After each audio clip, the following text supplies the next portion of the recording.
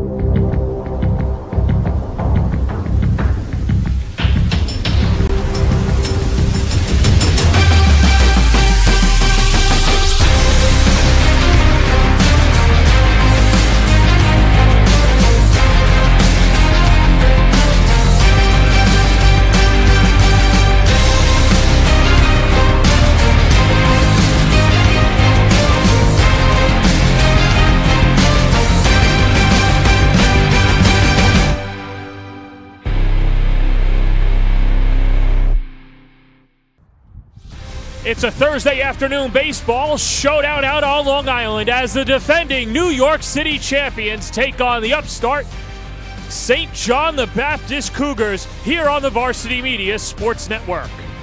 Today's game is sponsored by Blaze Pizza. Baseball fans, get fired up with fast-fired pizzas from Blaze, made just the way you want.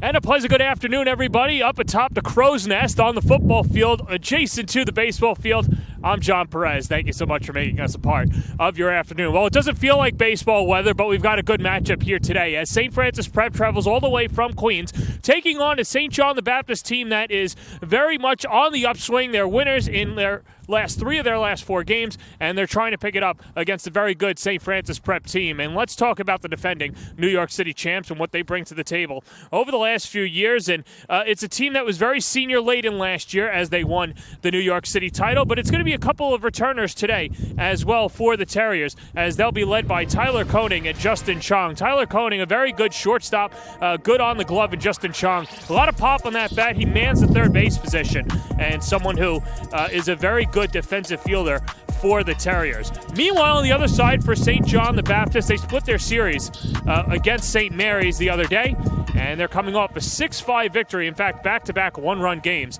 as St. John the Baptist now trying to figure it out and have a better stretch and clean it up when it comes to their non-conference schedule as they take on St. Francis today and a ton of non-leagues coming up as well. Let's meet their impact players as well, and it's going to be Thomas Rorick and Keegan McElliott, who is actually scratched from the starting lineup today.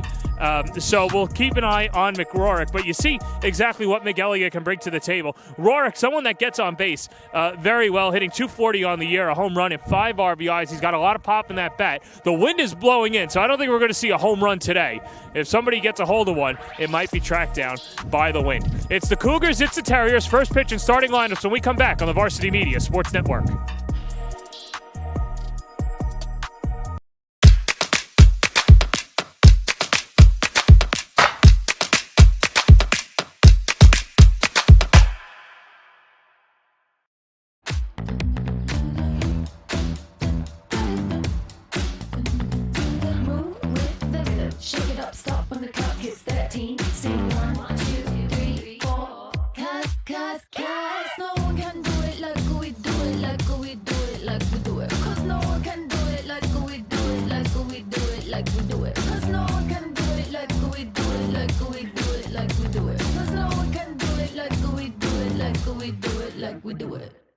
Are you a local business looking for new and creative ways to promote your company? Varsity Media offers affordable rates that can get your message across to a demographic of 18 to 54 years of age. Our follower base across social media is over 50,000 strong, and our viewership numbers per game are in the thousands. Don't blow your advertising budget on old staples like TV and radio media. Reach out to Varsity Media to get the best bang for your buck.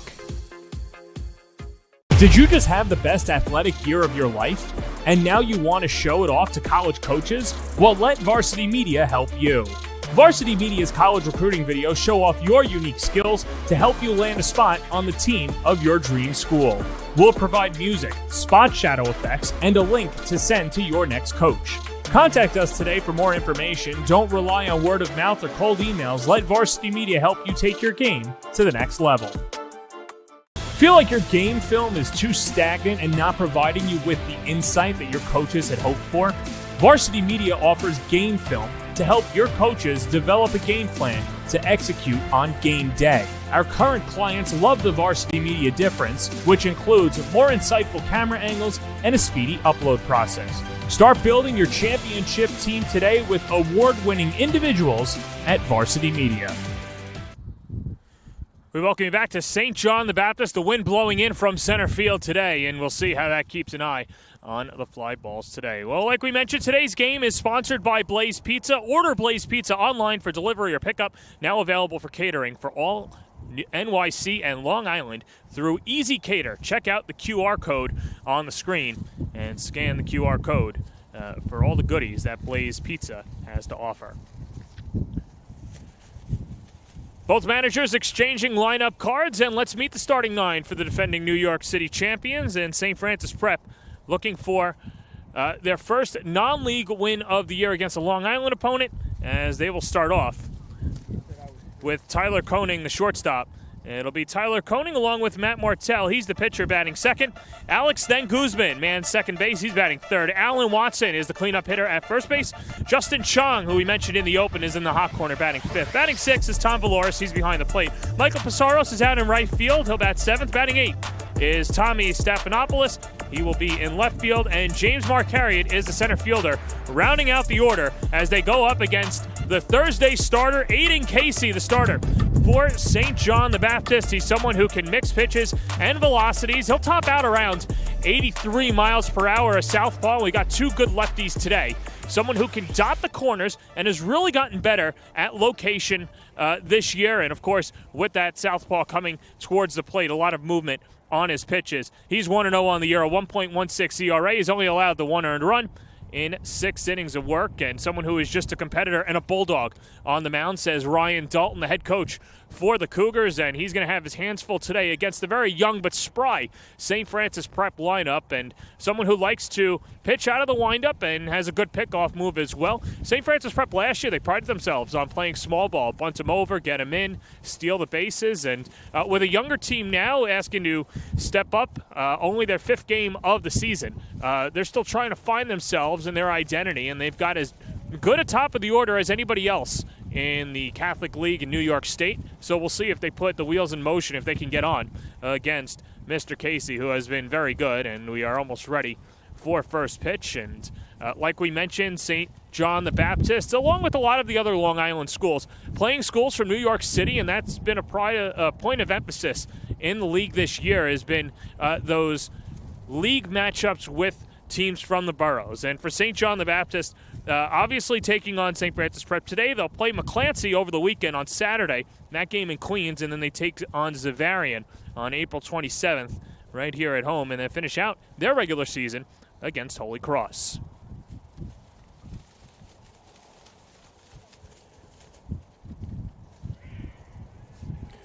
Tyler Koenig's ready to go. He steps up to the plate, and the first pitch of the afternoon is low and away for ball one.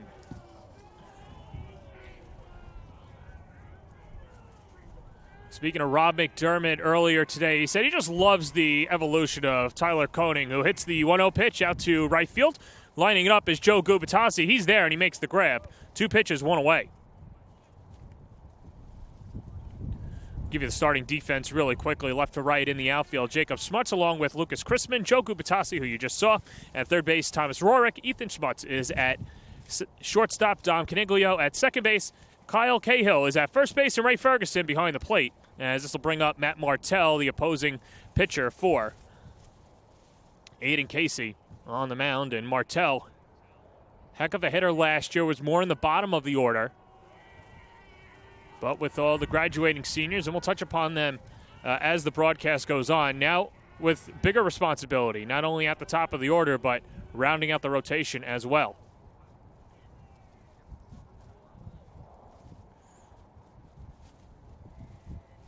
Home plate umpire speaking to St. Francis Prep and puts his mask back on, and Martell digs back in, and a 1-0 count upcoming.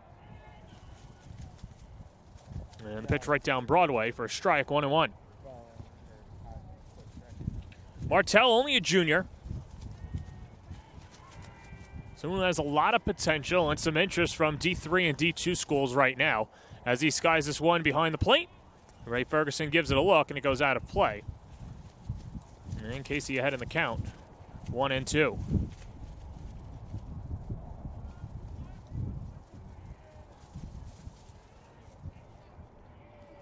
Such a competitive, rugged division that St. Francis Prep is in, with the likes of Archbishop Malloy, Zavarian.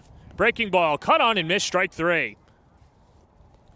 So Martell waves through the slider as Martell picks up his first strikeout of the afternoon.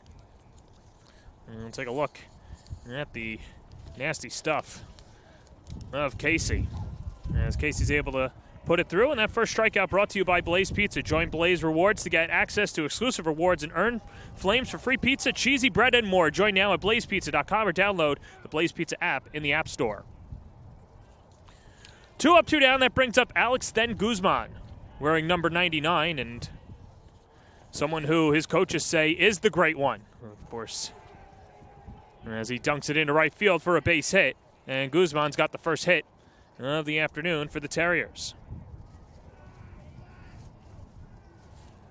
Guzman, a threat to run as well. Keep an eye on him as that brings up Alan Watson.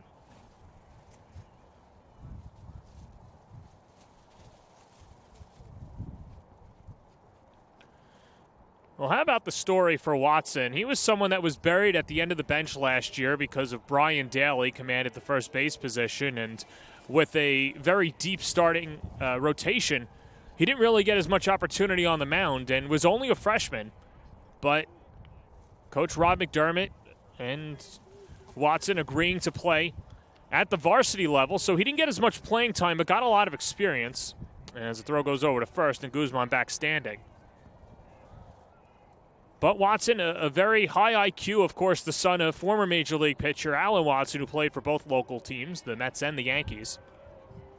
But he's really rounded into form, and basically someone who was coming off the bench last year to now the 4-hitter early on, has a ton of power, two-way player, and a good glove over at first base, and only a sophomore, and a lot of upside for Alan Watson.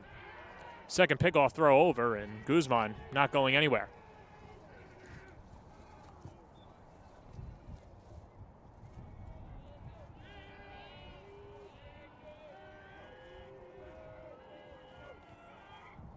Casey fakes again. And Guzman not going anywhere. Once the St. Francis Prep team is very pesky, and they've got a lot of swagger. And you look at the top of the order, players like Guzman, Martell, Koenig, Chong. They've got a lot to brag about. Chopped foul, first base side. And we'll see the pitch sequence against Watson today, and a few lefties in the lineup as well for the Terriers. So a pretty balanced lineup at that. For Rob McDermott. Runner goes, and they got him in a rundown. Cahill to throw down to second, and Ethan Schmutz applies the tag, and Guzman is retired. So Aiden Casey faces the minimum with Watson at the plate. They pick off Guzman. We go to the bottom of the first inning. Scoreless on the Varsity Media Sports Network. You're watching Varsity Media, the premier high school sports network in New York. Varsity Media offers live streaming services for any sport. With human beings behind the camera, you can expect the proper coverage angles during each game. We offer customizable options such as live scoreboard, multiple cameras, instant replay, graphics, and even announcers. Find out how you can save $100 off a live stream package with Varsity Media by calling 516-403-2050 or email ben@varsitymedia.net.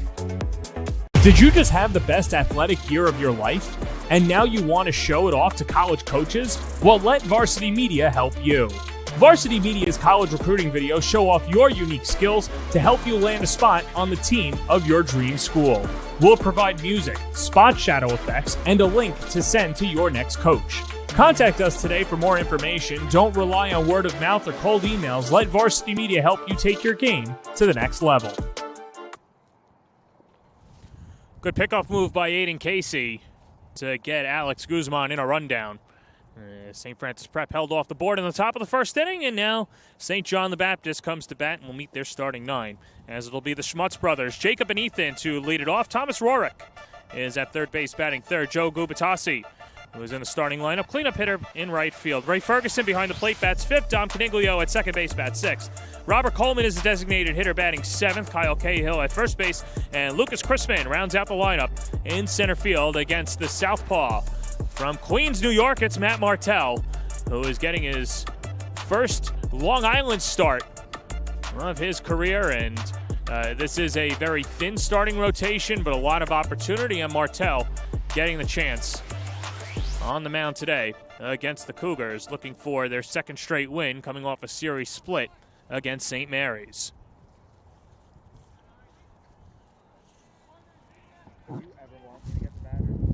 So Jacob Smuts steps in, hitting .304 on the year. No home runs, 3 RBIs. And the first pitch to the junior is outside for ball one. Jacob Schmutz, one of those guys that's just very competitive, says his head coach Ryan Dalton in his second season. Dalton's got an interesting story when it comes to the core of this team, as that one glazes the outside edge for a strike, 1-1. Third year that Schmutz has been under the tutelage of Ryan Dalton, who has been with St. John the Baptist for 4 years. Breaking ball just inside, 2-1.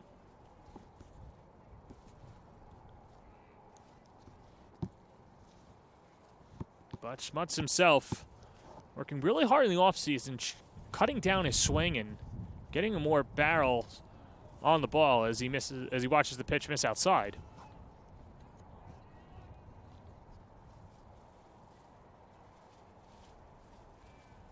Yeah, I'll let you know.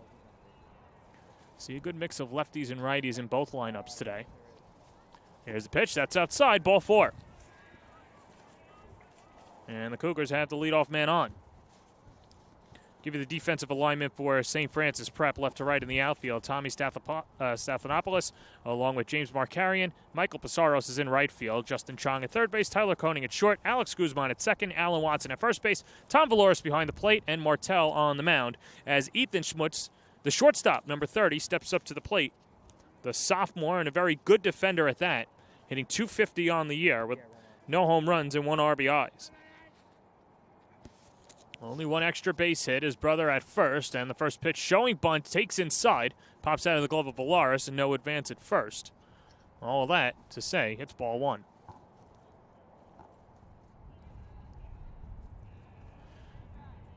I wouldn't say it was exactly pouring today, but it's been spritzing all afternoon, and we haven't seen the sun, but because of the turf field here at Buddy Core Field, this game has been able to go on as that one plunks Schmutz right on the backside, and so both Schmutz brothers are aboard. And so Martell having difficulty locating, and that could be because of the weather. It could just be for a few different reasons, but either way, the Cougars with something cooking early on, with runners on first and second, nobody out for Thomas Rorick. Rorick, we mentioned in the open, off to a slow start, but a senior who's got a lot of upside and a lot of potential. And another one of those players that was coached by Dalton and JV.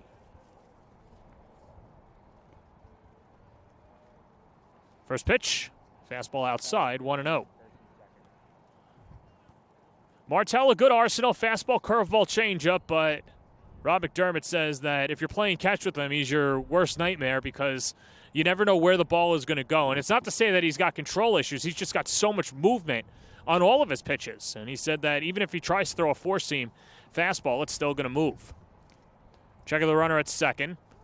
Showing bunt, and it goes right back to the mound. Martell's up with it. His only play is to first. Guzman covers, and Rorick's retired. As Jacob Smuts moves over to third, Ethan up to second. A successful sacrifice. And now a couple of runners in scoring position for the cleanup hitter, Joe Gubatasi.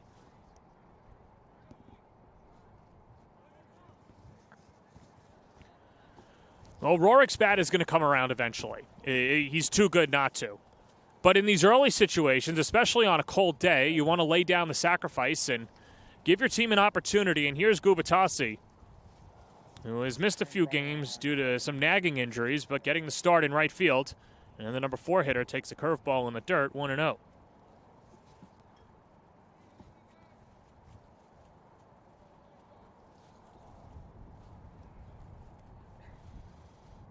It's a large cavernous outfield in center field and left center.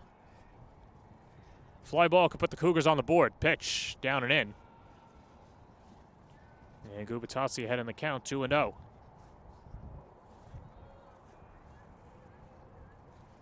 Not fair. It's the St. John the Baptist team that got off to a hot start last year, finished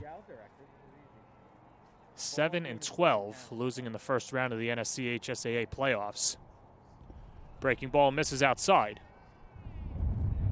And so 3 straight out of the zone by Martell. Switching cameras is easy. But doing all the other shit you do, I probably won't remember anymore. See if Gubatasi has the green light. 3-0 pitch. Upstairs, and the bases are loaded. Second walk of the inning as Gubatasi scampers over to first. And so that'll bring out the rest of the infield to try and calm down Martell, and out comes McDermott as well.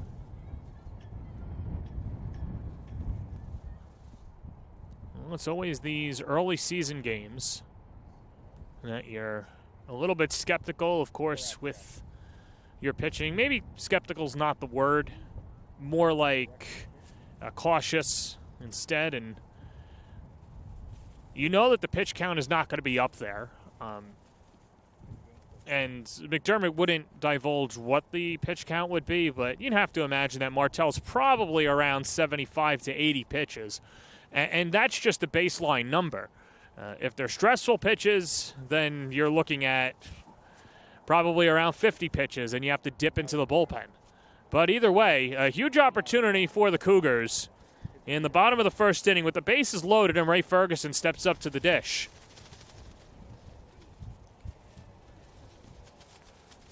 First pitch to the catcher, a wave and a miss. Blew a fastball by him, 0-1. Ferguson only hitting 182 on the year, but his home run came against Chaminade, a 2-run home run, part of a 11-8 victory. Excuse me, an 8-6 victory over the Flyers on April 9th. Game in which St. John the Baptist was trailing late, got the home run, and eventually knocked off the Flyers, as those two have split their first series of the year. Fastball grooved knee-high for a strike, and it's exactly what you want after the pitching visit, or the mound visit. And as Martell's ahead in the count, 0-2.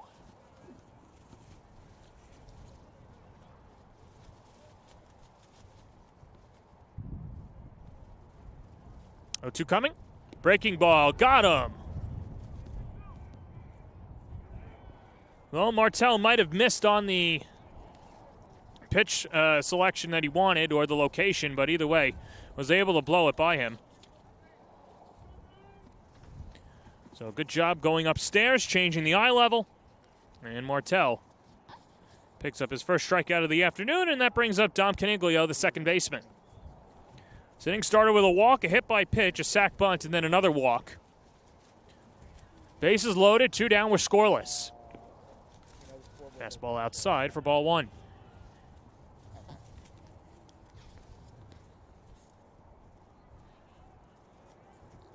Dom Caniglio, one of the clutchest players on this St. John the Baptist team. Ryan Dalton saying there were countless times last year where they needed a hit or even a productive out, and Caniglio was there.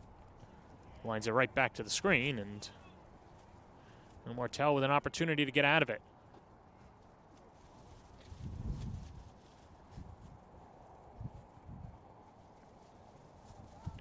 Runs might be at a premium today, especially if the ball's not going to be put in play.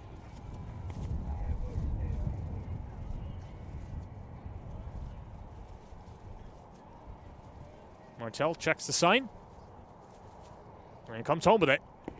Fastball on the outside corner for a strike, and now the count 1-2.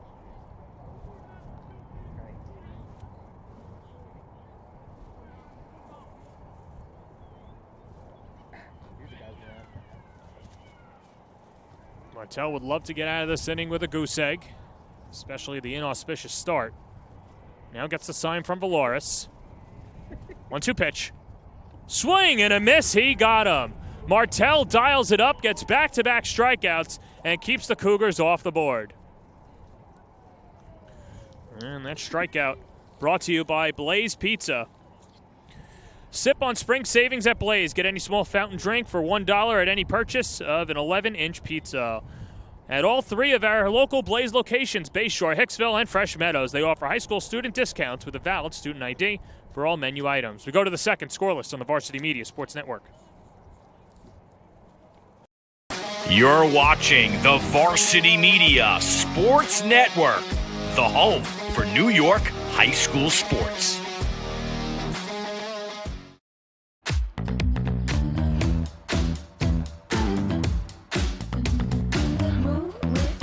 Shake it up, stop when the clock hits 13. Sing 1, 2, 3, 4.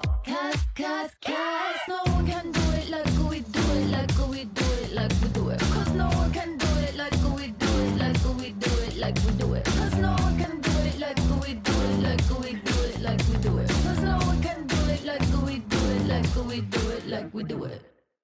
Hey sports fans, did you know Varsity Media live stream broadcasts get viewed by college coaches nationwide? Through our announcers' storytelling and insight on your athletes, we can help your players get an edge on college recruiting. Find out how by reaching out to Varsity Media today, 516-403-2050, or email ben@varsitymedia.net. 3's live. Aiden Casey with a good pickoff move to get Alex then Guzman leaning, got him into a rundown, as Kyle Cahill was able to find Ethan Schmutz laying down the tag, and Guzman was retired with Alan Watson at the plate, the cleanup hitter. So Watson will lead it off for the Terriers as we begin the road half of the second inning. Well, for our entire Varsity Media crew, this is John Perez saying hello. Thank you for making us a part of your Thursday afternoon. A good league matchup. Queens versus West Islip. A couple of good powers, as well as both leagues have been very competitive, both in Brooklyn, Queens, as well as Westchester, Bronx, and then Long Island as well, as Alan Watson takes a breaking ball that misses upstairs for ball one. Yeah, they're using it. The home plate umpire giving another warning to the dugout, and this has to be about when chants are being said, or at least the content of what's being said. And a lot of times you'll get umpires that'll say, just cheer for your own team. And that fastball misses just outside. No, we didn't say. And Watson ahead in the count, 2-0. No, I know.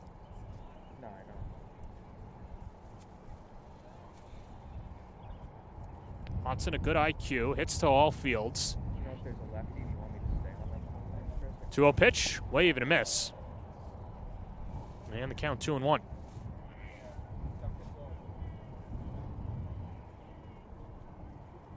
Infield playing the lefty straight up. 2-1 coming. That's chopped foul, first base side, and the count even at 2 balls and 2 strikes.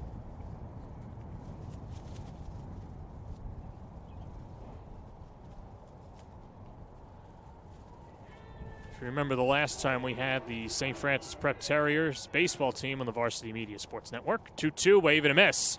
And down goes Watson for Casey's second strikeout of the day. It was the Terriers losing to St. Francis out of Hamburg in extra innings. As we take another look at the strikeout, and Good job by Casey to blow it past Swanson. 1 up, 1 down to begin the second inning, and the first pitch to Justin Chong is flared foul off to the right side, 0-1. Justin Chong was a part of that team too. I mean, that was probably one of the longest high school baseball games that we had on our network. And then we had opening day this year, March 26th. That game going a lot longer, but it was St. Francis out of Hamburg in Buffalo, ultimately knocking off the Terriers in 11 innings. They would then lose to Holy Trinity the following day. Swing and a miss, and Casey ahead in the count now, 0-2. And for those baseball fans out there, of course, remembering opening day here, St. Dom's knocking off Holy Trinity. That game going in 11 innings over at Santa Maria Sports Complex. Good morning, good afternoon, good night. As down goes Chung, back-to-back Ks to begin the second inning.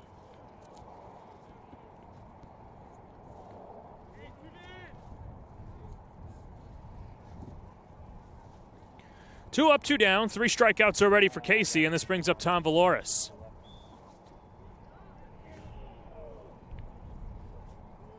Valoris, second-year starter, catcher behind the plate last year, and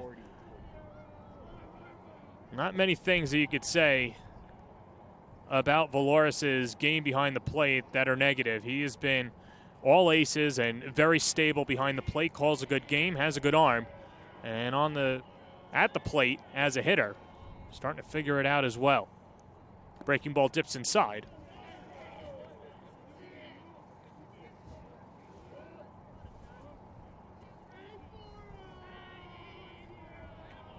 Casey the windup in the pitch that's spiked in the dirt.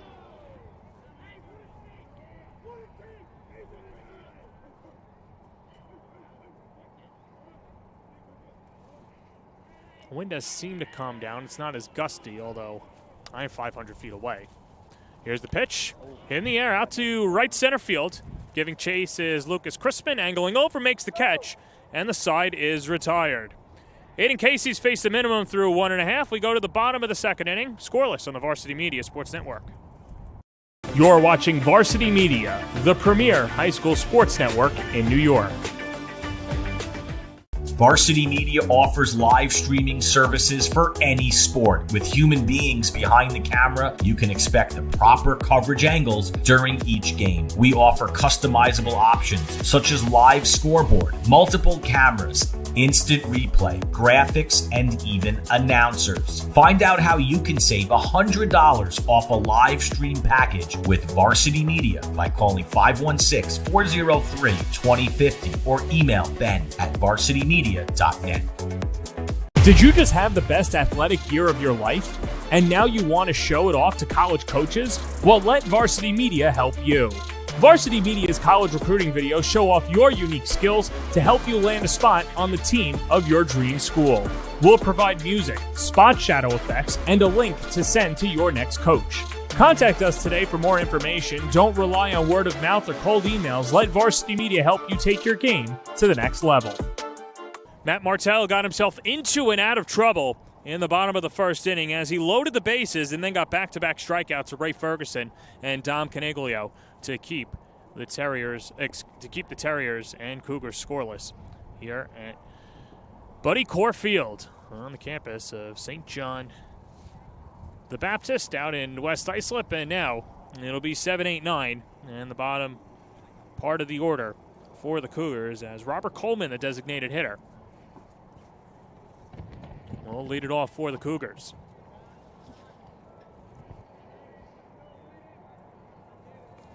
Coleman hitting 200 on the year, a home run, 4 RBIs. That's the thing about this St. John the Baptist team. When you look at their numbers as a whole, not a high team batting average. The on-base percentage is still on the upswing, but they've got a lot of power, and the slugging is there.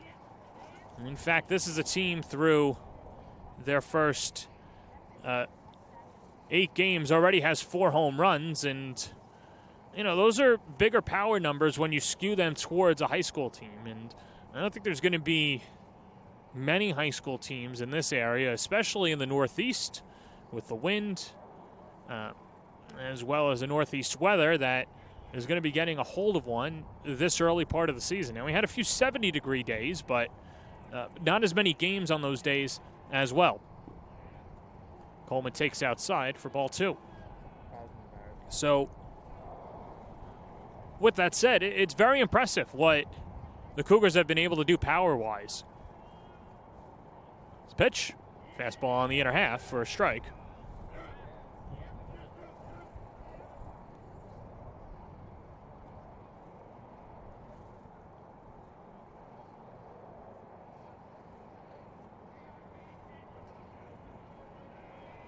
Martell starting this inning pitching out of the stretch, and now the count even at 2 balls and 2 strikes.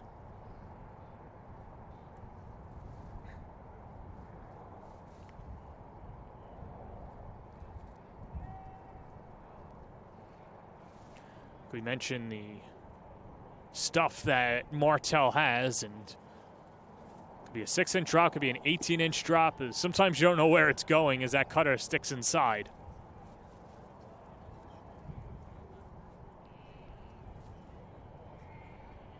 And a good at-bat by Coleman.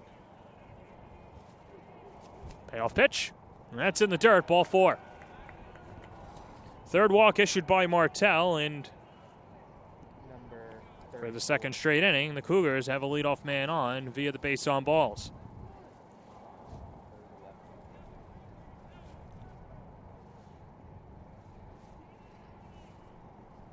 Coleman with decent speed off of first, and that brings up Kyle Cahill, the first baseman for the Cougars.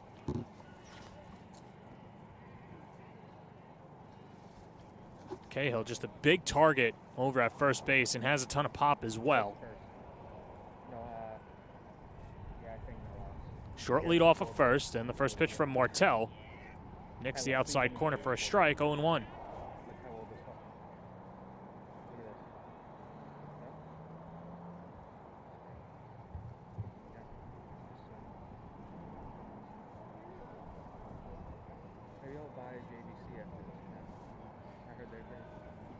Infield, outfield, straight up. A check of the runner and the pitch. Breaking ball outside.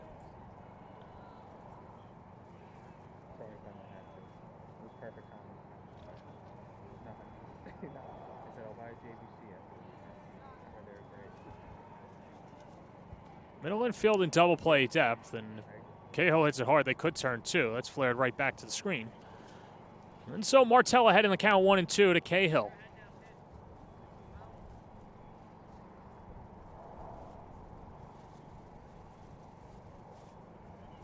I'll get him.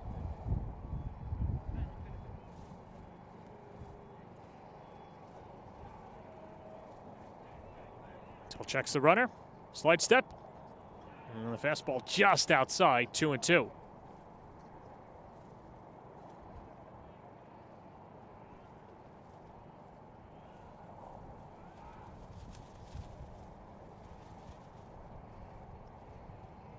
Martell with another check of Coleman at first, and this one hit right back to the mound, could be 2. Martell, high throw over Koenig. He flips it into center field, and everybody's safe. Well, if Martell was able to get that throw down, he'd at least get 1 out. But instead, everybody's safe. And for the second straight inning, the Cougars trying to get something going. We take another look. And yeah, just overshot Koenig. And sometimes when that happens, it's miscommunication between the middle infielders as to who's going to cover the base. But Martell just threw it back to Queens. So Coleman the runner at second, Cahill at first, and here's Lucas Chrisman. Chrisman shows bunt, it takes it right off the knee, and the bases are loaded.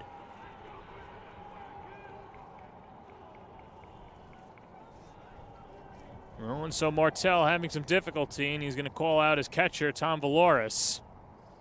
It's 2 of them trying to get on the same page.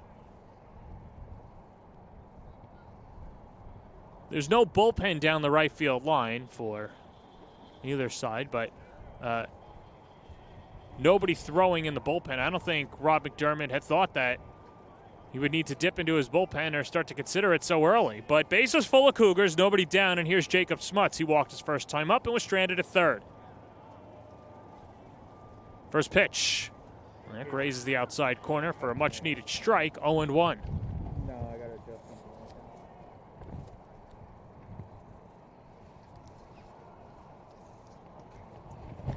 Corners playing up, and see if they could get a double play that way. Middle infield will concede the run on a ground ball.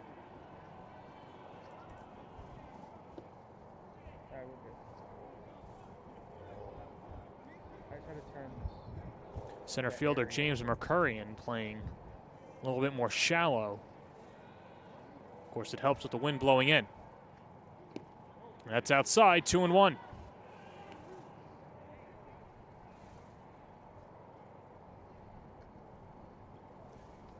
And so a good hitter's count to Jacob Smuts, who's hitting .304 on the year. Trying to keep his hitting streak going, and 2-1, up and in. Nowhere to put Smuts.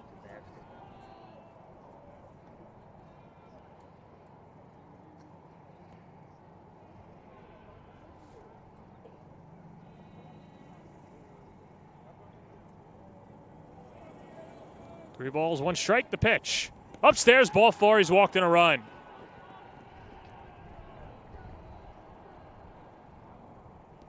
Fourth walk issued by Martell, and that leads to the first Cougar run as Jacob Smuts with a good eye brings in the first run of the contest.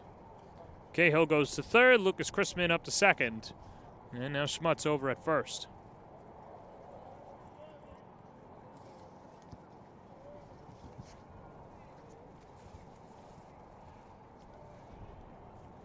So the St. Francis prep team that last year had a very dominant top three of the rotation with P.J. Nedidich, Daniel Horowitz, and Andrew Scholes. Nedidich taking his talents over to Queens College, of course, one of the perennial ECC powers and one of the best teams in the region, currently ranked 5th in the region amongst Division II schools. First pitch fastball is a strike to Ethan Smuts, 0-1. Smuts was hit by a pitch his first time up and was stranded at second.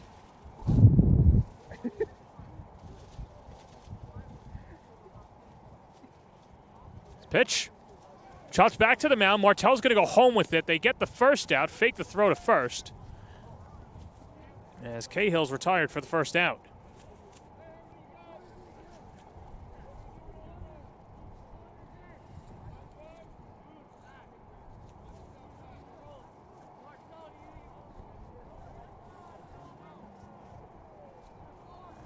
There hasn't been solid contact against Martell. He's been his own worst enemy so far, and someone who still, if he could get a double play, get out of it. The 2 ground balls that were hit this inning were right back to the mound. Here's Thomas Rorick. He had a sacrifice bunt his first plate appearance and takes a curveball in the dirt, smothered by Valoris for ball 1.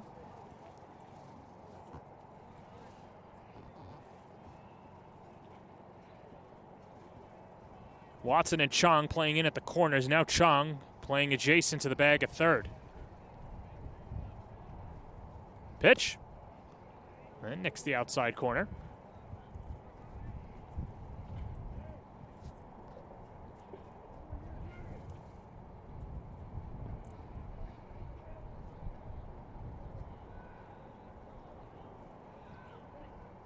In the dirt again. And so Martell having a difficult time trying to find the strike zone. St. Francis Prep already with some action in their bullpen. And we'll see how long the leash is for Martell. Here's the pitch. Fell tipped off the glove of Valoris, and the count even at 2-2.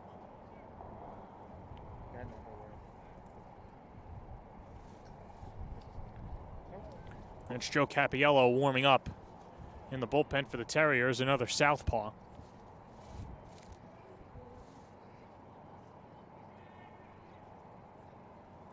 Martell from the low set. 2-2 coming. Curveball in the dirt. And another full count to a Cougars hitter.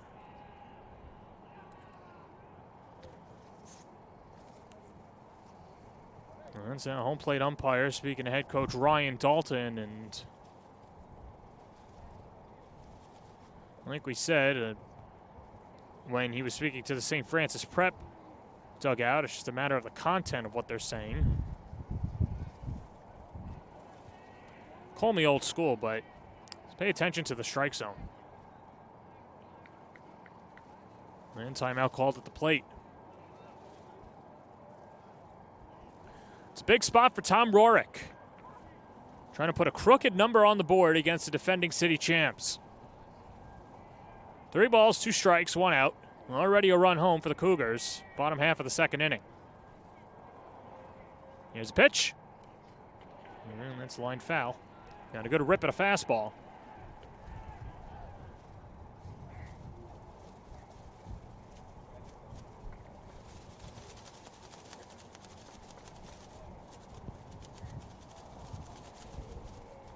Wind really starting to pick up. As Martell needs a strikeout or ground ball right at someone. Payoff pitch. Flared foul, third base side. We'll do it again.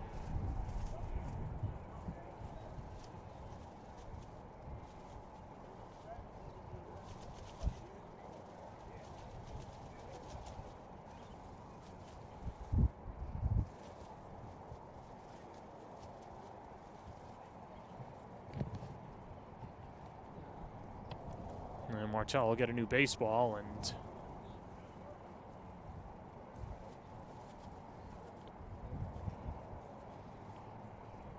always has a pitcher. You hate the even subtle delays.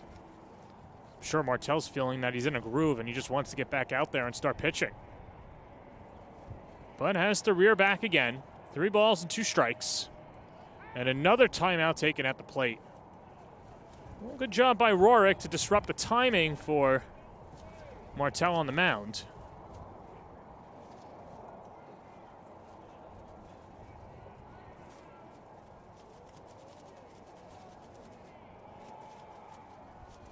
Here's the pitch. And spoiled foul down the third base line. Chong gives it a look, and it goes into the street. And we'll do it again. Lucas Crispin, the runner at third. Jacob Samutz at second. His brother Ethan at first.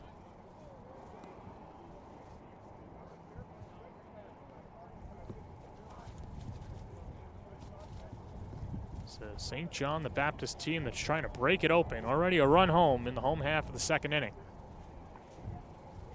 Here's the pitch. And fouled off again, and a good at-bat by Rorick. We mentioned in his first at-bat that Rorick was struggling at the plate, and perhaps it's an at-bat like this that can break him out of the slump. He's starting to see a ton of pitches, identify them well, and foul off a few.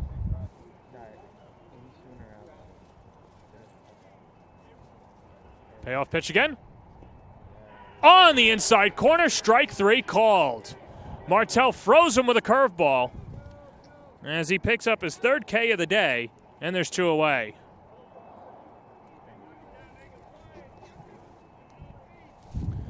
We'll take another look, and that pitch down and in. And so St. John the Baptist thought that it was low. Home plate umpire says it's a strike, and that brings up Joe Gubatasi, who walked his first time up. Attacks the first pitch, sprays it foul right side, 0-1.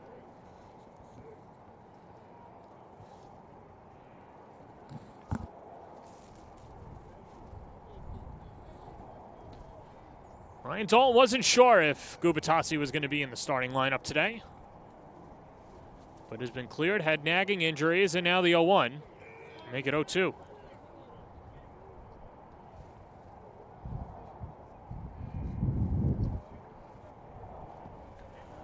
For the 2nd straight inning, Matt Martell walking the tightrope, but starting to see the end of the path. No balls, 2 strikes, bases loaded, and time's called at the plate.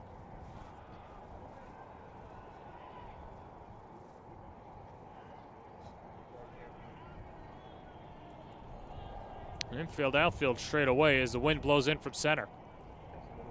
0-2. Setup pitch upstairs, 1-2.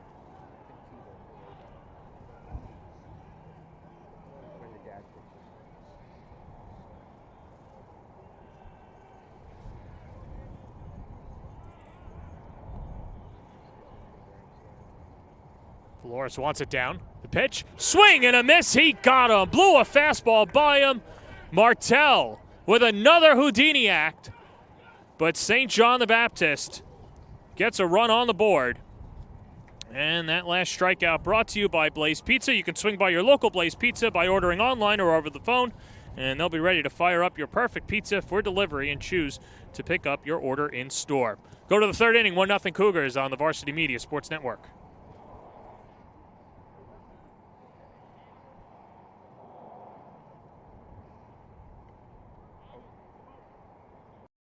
You're watching the Varsity Media Sports Network, the home for New York high school sports.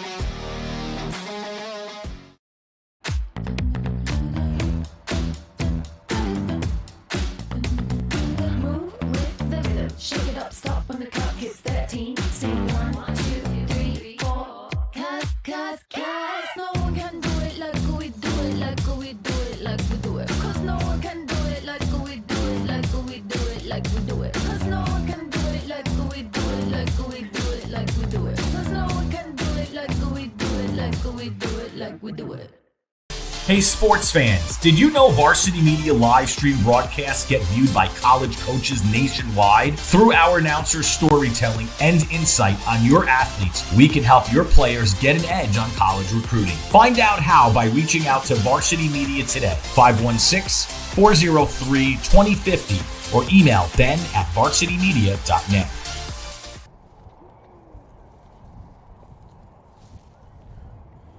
Welcome you back to St. John the Baptist. We're out here in West Islip, and it's a 1-0 lead for the Cougars. As Aiden Casey has faced the minimum, allowed a hit to Alex Guzman, who was swiftly picked off first.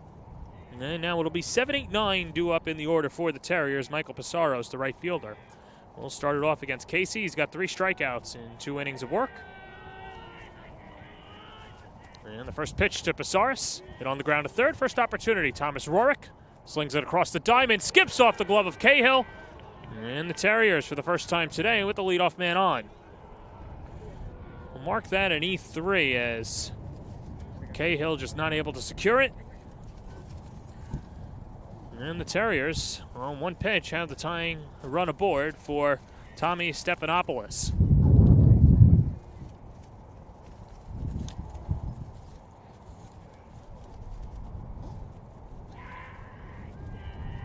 This is a Terriers team, like we mentioned, very speedy and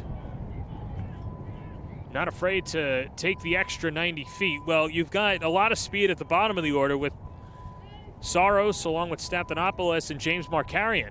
Bunt pulled back.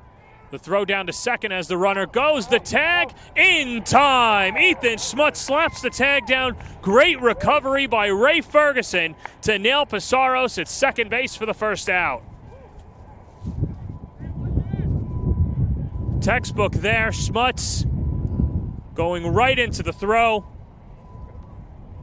and slap down on the waist of Pizarros. Second caught stealing today on the base paths for the Terriers. And the 1-0 pitch, wave and a miss, or check that foul tipped. Count 1-1.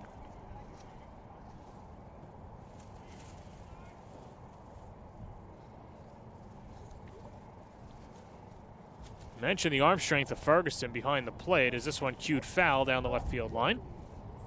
And Casey ahead in the count, 1-2. But perhaps that's a notice to the rest of the league watching. Be very careful when Ray Ferguson's behind the plate. 1-2 pitch in the dirt. Count 2-2. Think of catchers with good arms. Valaris obviously on the other side. Tom Garrett at St. Dominic as a cannon as well. Bayhawks at the top of the standings right now at 6-1 to begin the year. Fastball just outside. And so a good at-bat by Stephanopoulos. Went from 0-2 to a full count.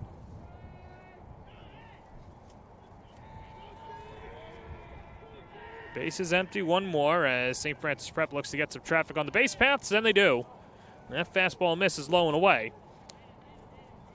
First walk issued by Casey, and that'll bring up the number 9 hitter, James Markarian.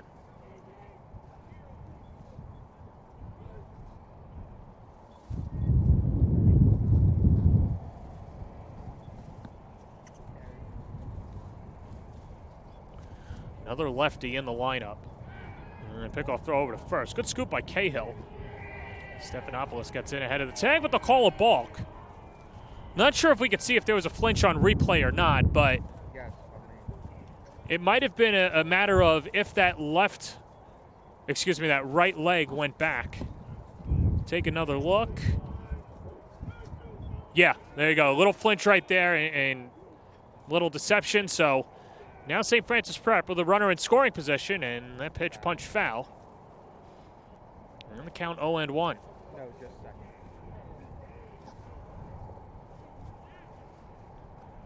Ferguson and Casey getting on the same page. Of course, first time with a runner at second. There's no pitch comm in high school, so you want to make sure that the signs are the same.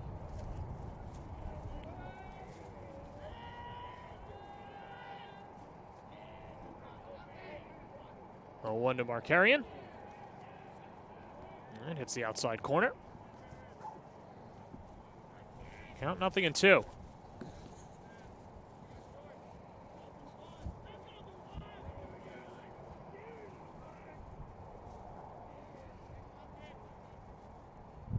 Check of the runner at second. Comes home with it. It's in the dirt. 1-2.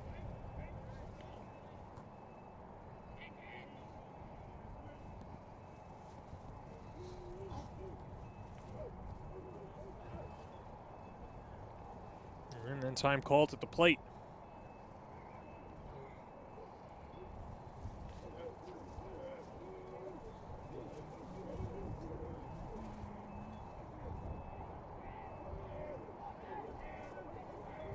I said Casey, 1-2.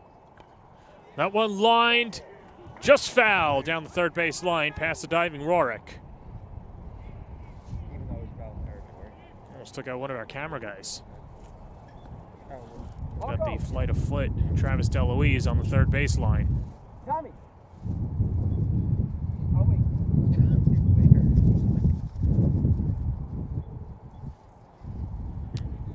And there is Travis right there.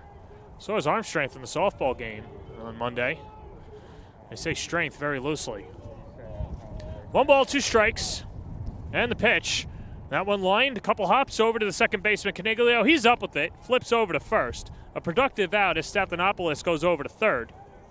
And there's 2 away. Yes, third base.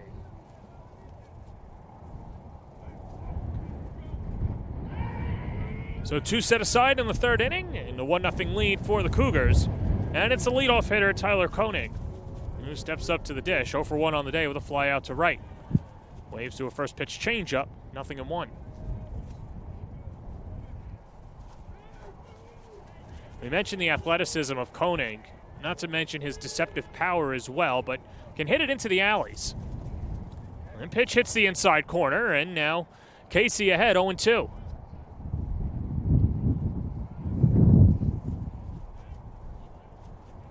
First real threat by the Terriers. As Stephanopoulos dances off a third, and time called out at the plate by the home plate umpire.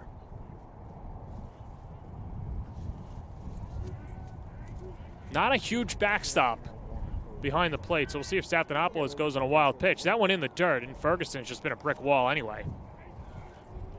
Brings the count to 1-2.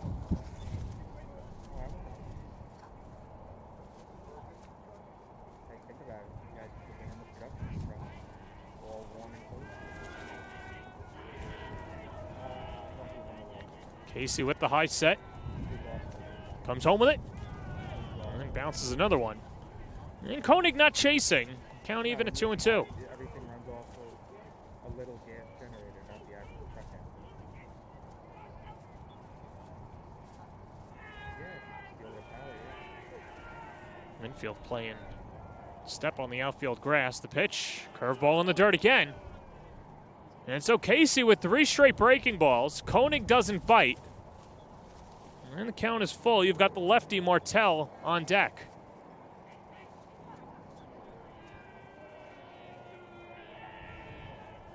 Three balls, 2 strikes, 2 outs, so 1-0 lead for the Cougars. Here comes the pitch. On the inside corner, strike 3 called.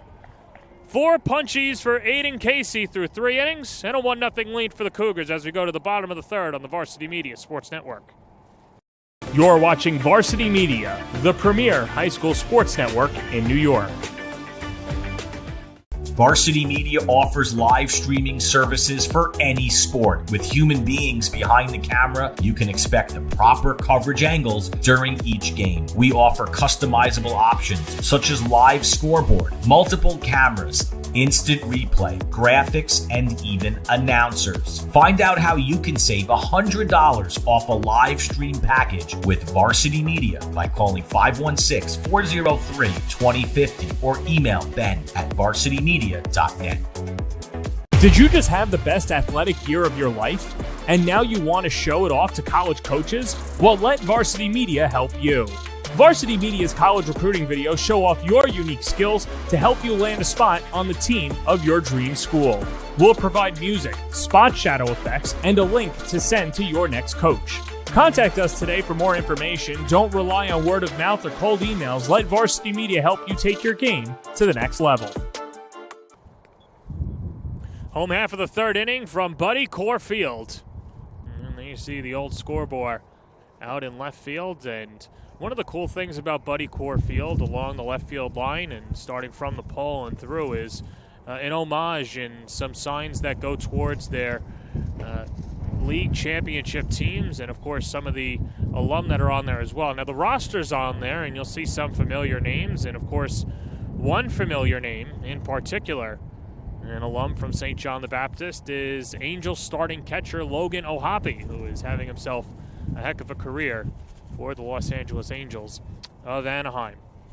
Ray Ferguson is the backstop for the Cougars, and he takes a first pitch curveball in there for a strike, 0-1. Ferguson doing a good job behind the plate today. A little bit of an Ohapi homage, and he hits one just like Logan down the left field line for a base hit. Makes the turn at first and scampers back as Stathanopoulos quickly gets it into the diamond. And it's a leadoff single for Ray Ferguson.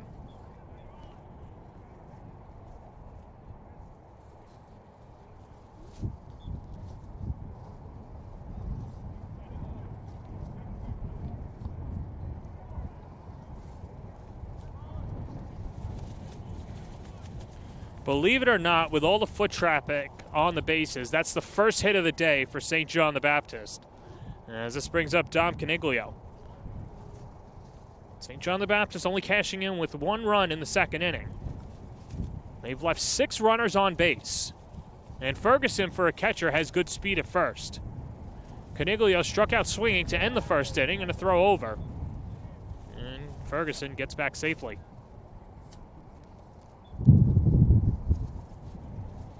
Well, the wind really picking up here at St. John the Baptist, and there's nothing wrong with your monitors at home. It's sometimes the cameras just get a little shaky here.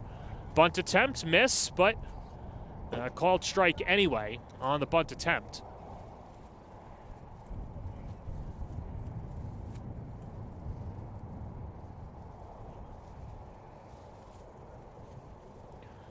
And so Ryan Dalton playing a little small ball here. At least trying to. Shows the bunt again, and it's bunted first base side. Valores calls everyone off and watches it go foul, and good thing for the Terriers that it did go foul, because with the speed of Caniglio, it would have been tough to throw him out. He had no play at second base.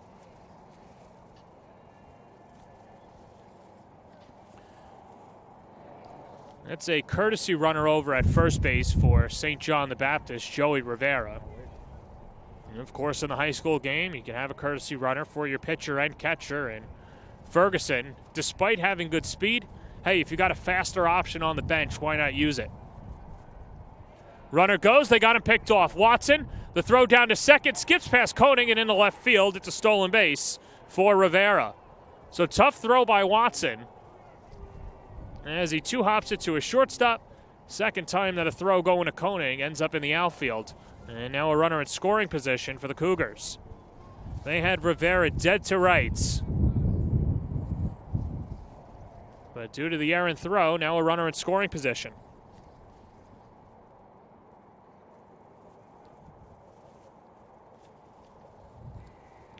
Second error of the day on the Terriers.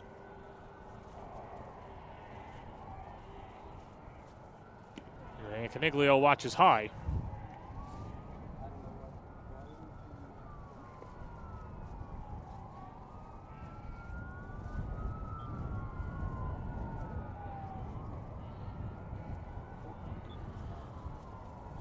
Martell's had a runner in scoring position in every inning thus far. His first 3 innings of work. Breaking ball stays high.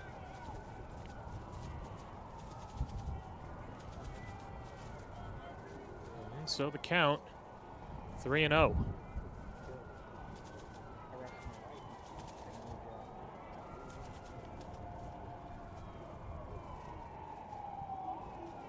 Rivera off a second. Martell takes a peek, not once but twice. Now thrice. Comes home with it. Breaking ball lined to short. One hopped. Koning knocks it down and has no play. It'll be an infield hit. That would have been a tough play for Koning regardless. But the Cougars keep the line moving as Dom Caniglio picks up his first hit of the day.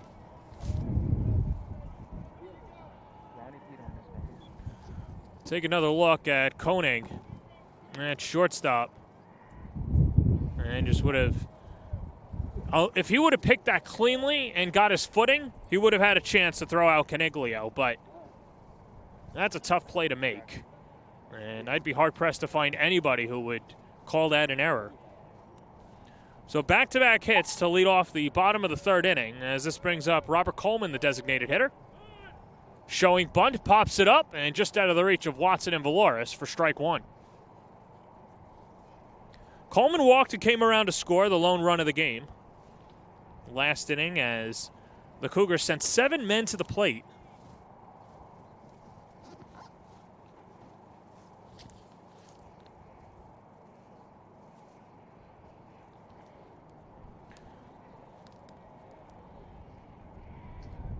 Well, we mentioned the comeback victory against Chaminade and the big 2-run home run by Ray Ferguson. It was actually R.J. Coleman that got the rally started. Ball in the dirt. Both runners advance. How about that? Good base running by both Rivera and Caniglio to see that pitch in the dirt. Valoris couldn't locate it.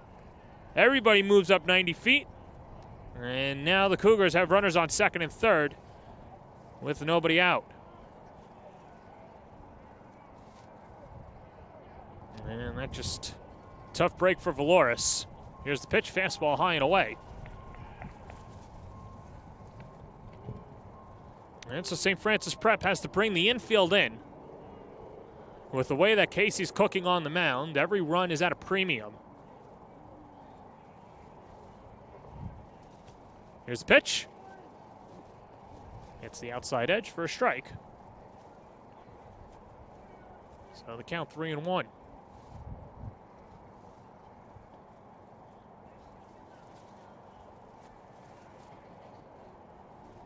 Well, when Martell has needed punch-outs, he's gotten them. In the first inning, and the bases loaded, back-to-back strikeouts of Ferguson and Caniglio, and then got a pair of strikeouts on Rorick and Gubitosi with the bases loaded last inning. Not trying to make this a trend, but here's the pitch. That's high, and check that now, it's ball 3.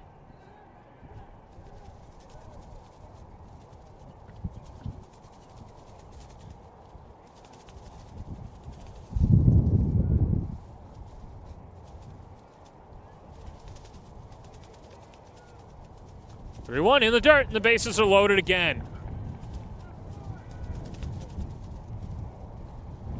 And so the eyes look towards the dugout of St. Francis Prep. As we'll see if Rob McDermott's going to make the change. He looks into his dugout.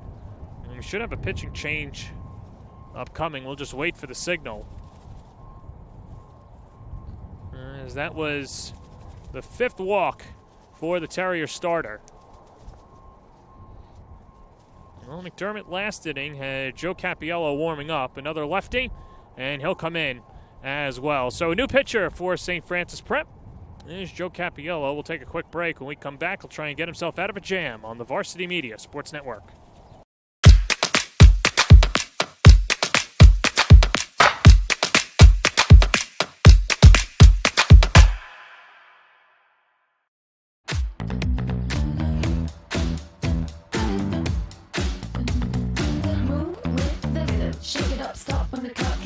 13. Sing 1, 2, 3, 4. Cause no one can do it like we do it, like we do it, like we do it. Cause no one can do it like we do it, like we do it, like we do it. Cause no one can do it like we do it, like we do it, like we do it. Cause no one can do it like we do it, like we do it, like we do it. Are you a local business looking for new and creative ways to promote your company? Varsity Media offers affordable rates that can get your message across to a demographic of 18 to 54 years of age. Our follower base across social media is over 50,000 strong, and our viewership numbers per game are in the thousands. Don't blow your advertising budget on old staples like TV and radio media. Reach out to Varsity Media to get the best bang for your buck. Did you just have the best athletic year of your life, and now you want to show it off to college coaches? Well, let Varsity Media help you. Varsity Media's college recruiting videos show off your unique skills to help you land a spot on the team of your dream school. We'll provide music, spot shadow effects, and a link to send to your next coach. Contact us today for more information. Don't rely on word of mouth or cold emails. Let Varsity Media help you take your game to the next level. Feel like your game film is too stagnant and not providing you with the insight that your coaches had hoped for?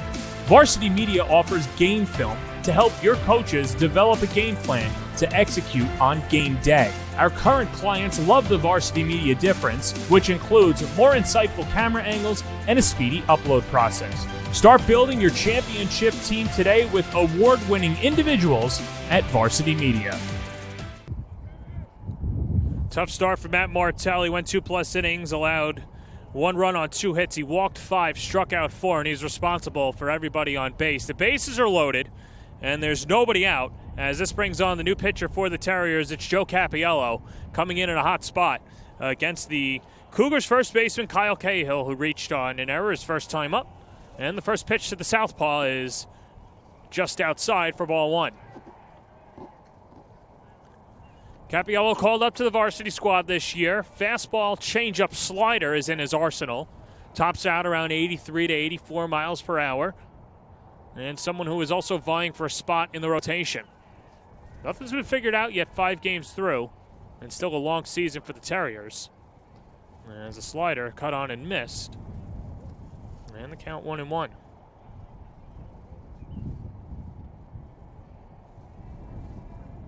Inning started with a single to left, an infield single by Dom Caniglio, and then a walk by Robert Coleman. Joey Rivera, the courtesy runners at third for Ray Ferguson. Wave and a miss. And Cappiello's come out firing.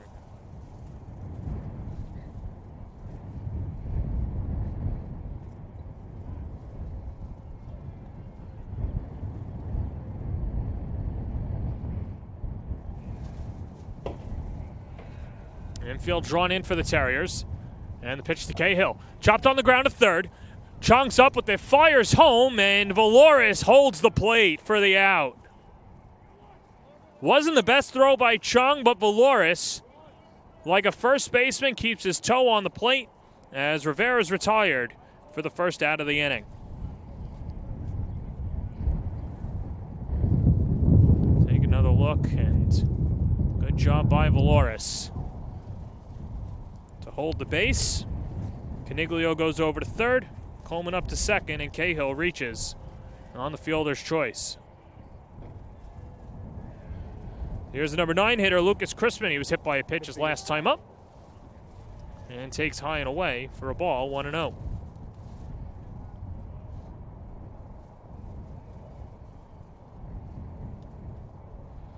Now the sun finally coming out after a morning and early afternoon of rain. Against the drawn-in infield, the fastball peppered in for a strike, 1-1.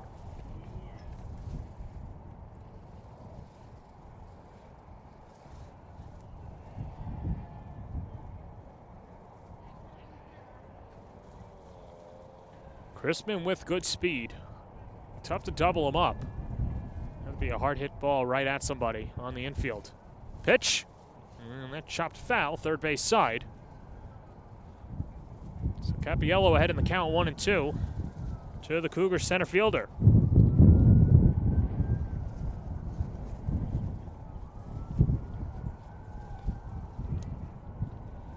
Chrisman, only a sophomore, hitting 176 on the year, a home run and 3 RBIs. He does have an extra base hit, that being a double as the middle infield draws back. Not expecting a squeeze here now as Capiello checks the runner. Comes home with it, and a curveball in there. Got him looking. Well, Capiello dropping Uncle Charlie in there for strike 3 as he picks up his first K of the afternoon. And good job to buckle the knees. So Capiello, 1 out away from getting out of it, and this brings up Jacob Smuts, who's walked in 2 plate appearances today. Infield can now play back against the left-handed hitting Smuts. First pitch, breaking ball, dotted on the outside corner, 0-1.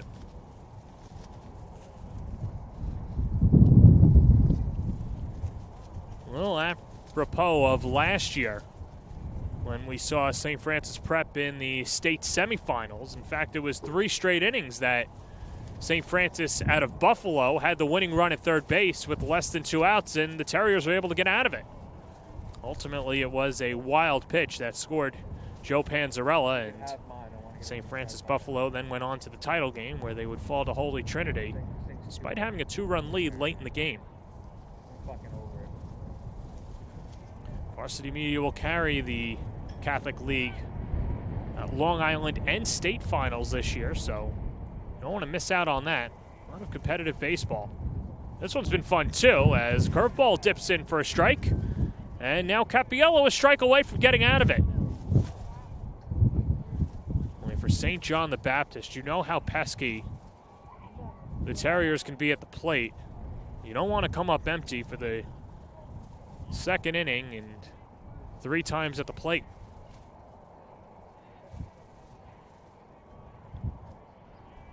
Here's the pitch. A little low.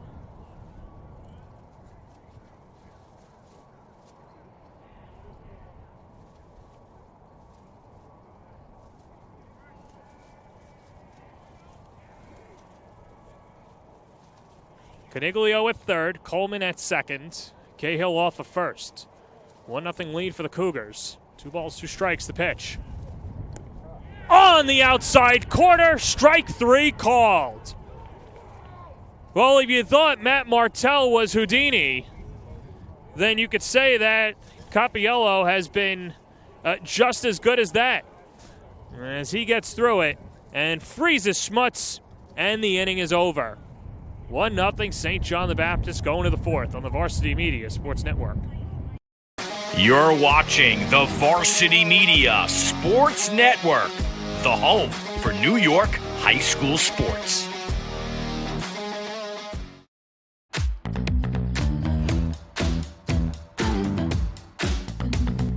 Move with the rhythm. Shake it up, stop when the clock hits 13. Sing 1, 2, 3, 4.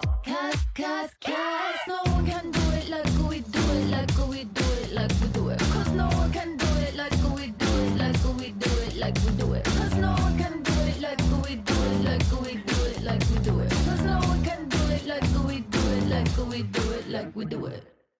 Hey sports fans, did you know Varsity Media live stream broadcasts get viewed by college coaches nationwide? Through our announcers' storytelling and insight on your athletes, we can help your players get an edge on college recruiting. Find out how by reaching out to Varsity Media today, 516-403-2050, or email ben@varsitymedia.net.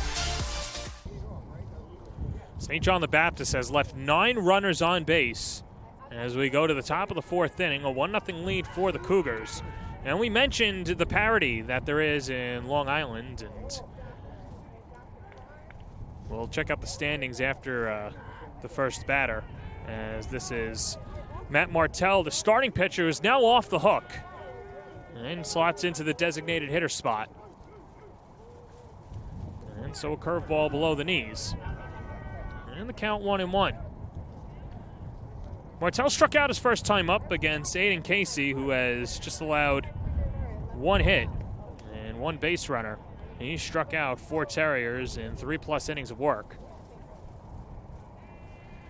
Martell, then Guzman, and Alan Watson, 2-3-4, due up for the Terriers. Roll on the ground, right side. Ranging to his left is Caniglio, flips to first, and Martell's retired for the first out.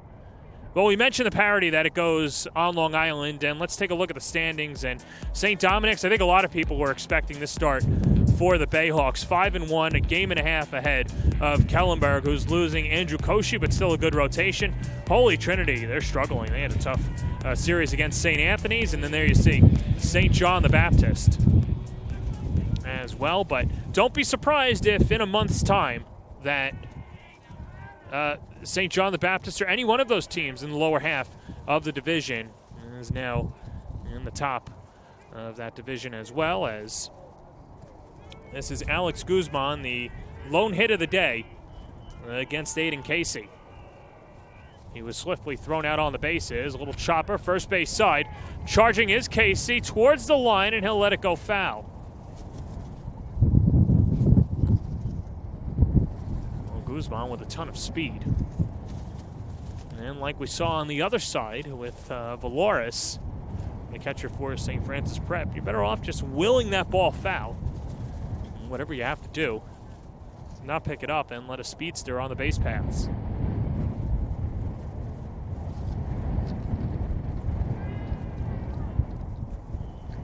Guzman started his career at Francis Lewis, just a stone's throw away from St. John the Baptist. Pitch, chopper, third base side. Rorick's up with it and rifles over to first. 2 up, 2 down to begin the top of the 4th inning.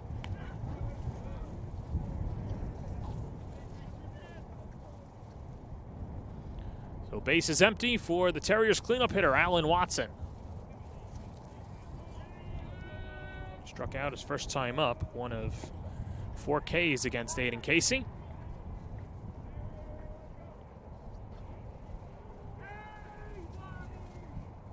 Casey now out of the windup and misses with the curveball, 1-1.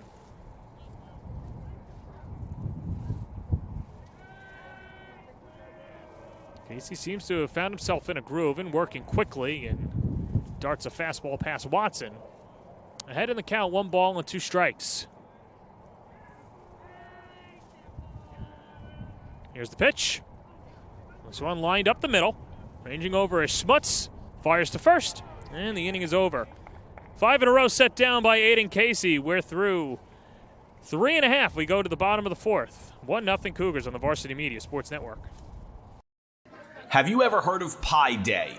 Pi Day is celebrated every year on the 14th of March. Around the world, pi is used to represent a mathematical constant, the ratio of a circle's circumference to its diameter. Blaze Pizza celebrates this one-day-a-year event at select locations by pricing their pizza at $3.14 for in-restaurant orders only. This video is from our local Fresh Meadows Blaze right down the street from St. Francis Prep.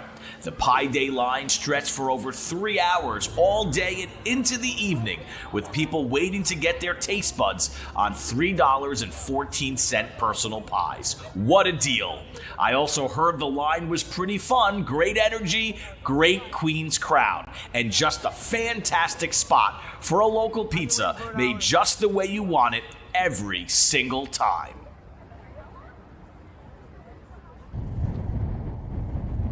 Tell you what, it might not be Pi Day anymore, but I'm starving watching those commercials. Blaze pizzas are delicious. They're cooked in a high temperature open flame oven with an average cook time of only 3 minutes. The only piece of cooking equipment inside each restaurant is an oven.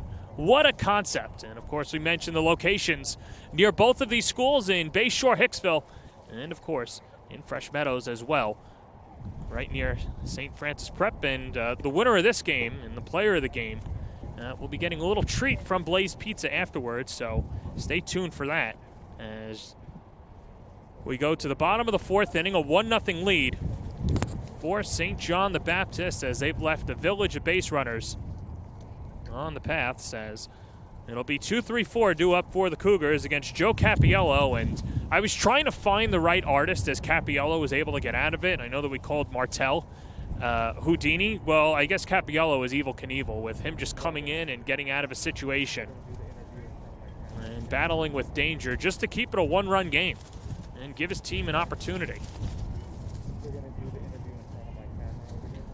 Smuts a hit by pitch and reached on a fielder's choice his first 2 plate appearances against another Terrier southpaw. 2-0 coming. Doesn't help her right by the border. And that hits the outside corner, 2-1. Yeah, but the border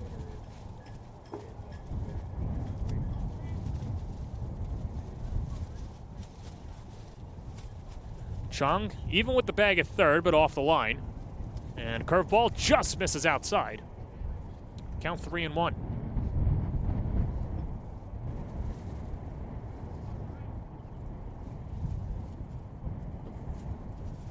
we do this post-game interview, or you're gonna hear Dolores wants it down and away as that pitch misses. You know what I just realized? Maybe John can come down and grab the player. Cougars have had the leadoff man on in every inning so far. Trying to make it 4 straight. Capiello trying to end that trend. This pitch. And that hits the outside corner again. And so the count is full. I've only heard about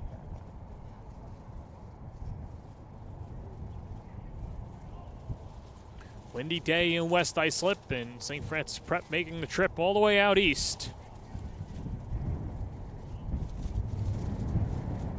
Full count, swing and a miss. Got him with a down and in fastball, and there's one away. So that'll snap the streak of leadoff men on. And it's Capiello now with his 3rd straight K. As Capiello able to locate it down and in. And that's tough to barrel up for Smuts. As this brings up Tommy Rorick. Sacrifice bunt and struck out looking in 2 at-bats against Matt Martell, who got the start today. Went 2+ innings, gave up a run on 2 hits, 5 walks, and 4 strikeouts. He left 6 men on base. It's incredible that it's a 1-0 lead, and only a 1-0 lead for the Cougars. Curveball dips down and outside.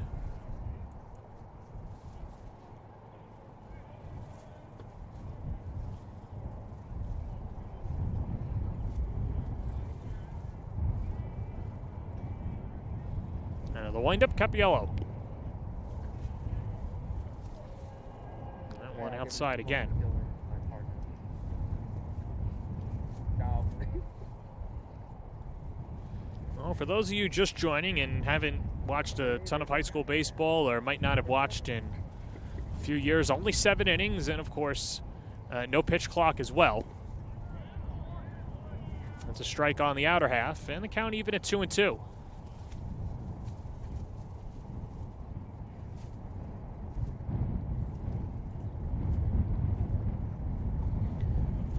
This might be one of the most even and symmetrical fields that St. Francis Prep has played on this year. Sprayed foul, and we'll do it again.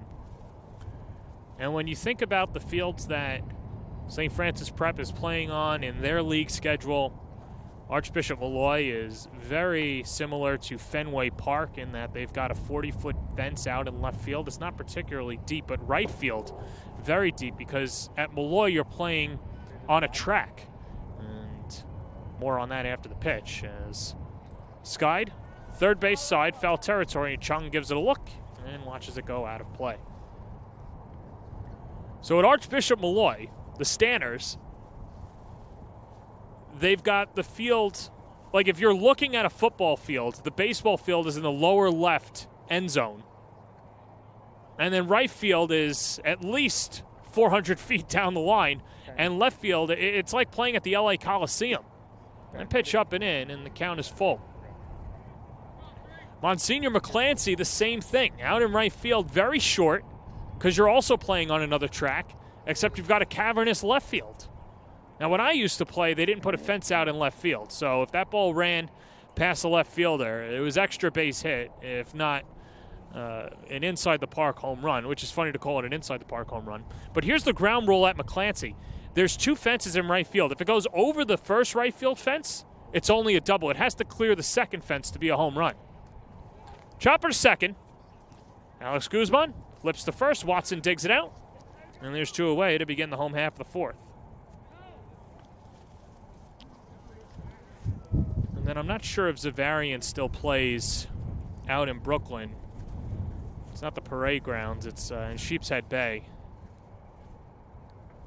That's a pretty even playing surface.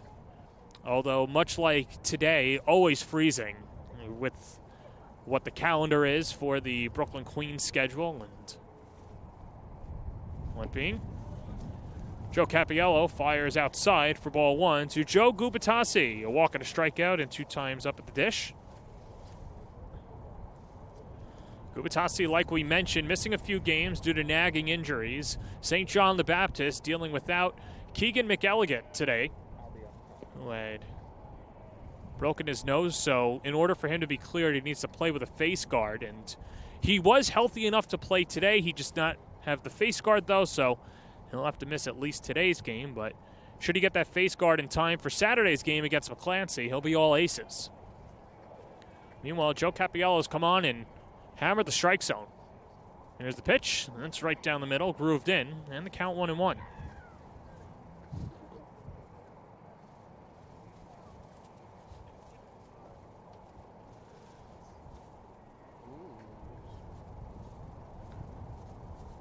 Capiello out of the windup, and it misses upstairs. Count 2-1.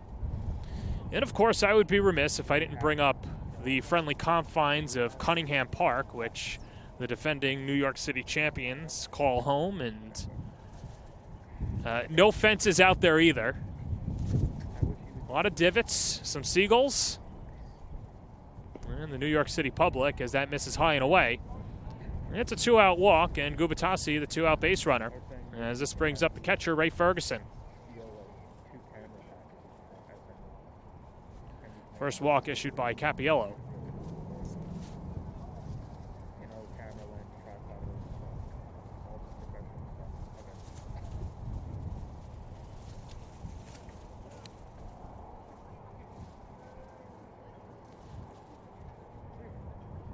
Ferguson single to left his last time up. Pickoff throw over to first, and it's a balk. Second balk of the game. This is the first against the Terriers pitcher, however. And so that allows Gubitasi to go over to second. Take a look. Yeah, he put the front foot down. And so that one a little bit more obvious. Pitch line right back into the glove of the pitcher Capiello, and the side is retired. So Ferguson hit it right on the screws, but went right into the leather of Capiello, and 4 innings are complete. The Cougars with a 1-0 lead on the Varsity Media Sports Network. You're watching the Varsity Media Sports Network, the home for New York high school sports.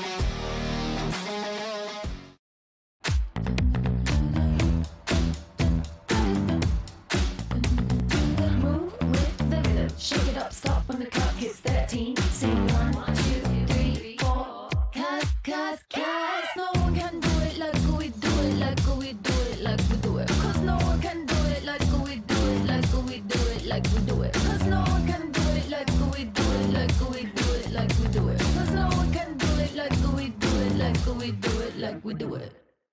Hey sports fans, did you know Varsity Media live stream broadcasts get viewed by college coaches nationwide? Through our announcers' storytelling and insight on your athletes, we can help your players get an edge on college recruiting. Find out how by reaching out to Varsity Media today, 516-403-2050, or email ben@varsitymedia.net.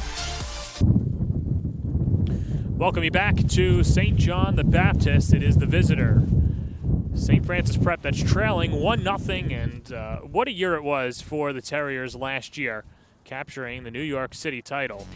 And you see the top dogs there, 12-9. They finished in 3rd place in their division, but got hot at the right time, knocking off Malloy for the BQ, and then knocked off St. Peter's in the intersectional before falling to St. Francis in Hamburg in extra innings. And a tough loss for St. Francis Prep, and playing at St. John's and de facto home game, essentially, for St. Francis Prep. And I wouldn't say it was a near sellout, but probably had 4 figures in attendance that night. And whether it was fans coming down from Buffalo and, of course, a heavy Terrier contingent.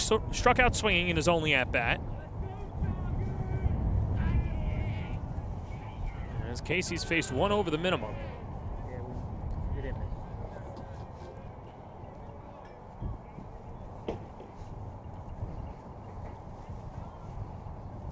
Here's the pitch. Grooved right down the middle, 2-1.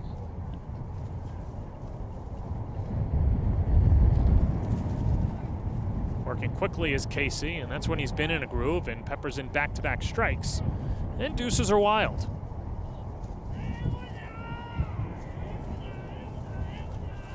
2-2 pitch. Pulled foul, third base side. And so Chung trying to get his season started and trying to get some hits under his belt, but also spark a rally as we enter the latter stage of this ball game. This one ripped into left field for a base hit. So Justin Chung spoils a few off, and then lasers one into left for a leadoff single to begin the 5th inning.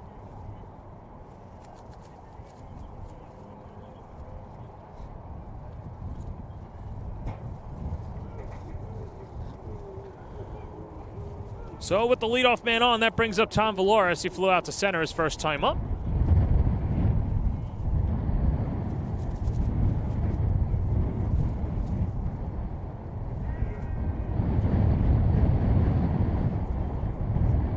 St. Francis Prep already has been caught stealing twice today.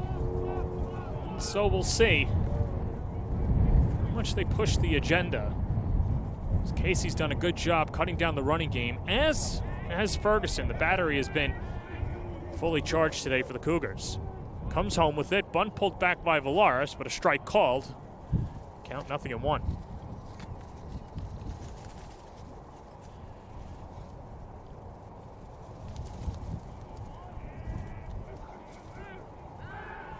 Another throw over. Like we mentioned earlier, he could throw over 700 times. It does not matter. There's no allowance of engagements or disengagements.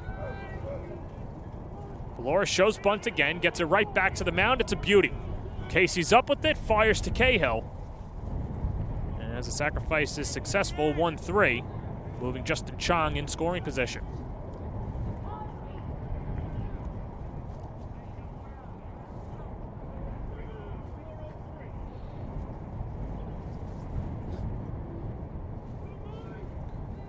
So with Chung at second, this brings up Michael Saros. Saros reached on an error his first time up, and then he was caught at second trying to steal the base on a pitch in the dirt that was blocked by Ferguson, and quickly picked it up and fired it over to second, and Ethan Schmutz with a great tag. Head in the count, 1-0. Here's the pitch, down and in. And no advancement by Chung, and the count even at 1-1.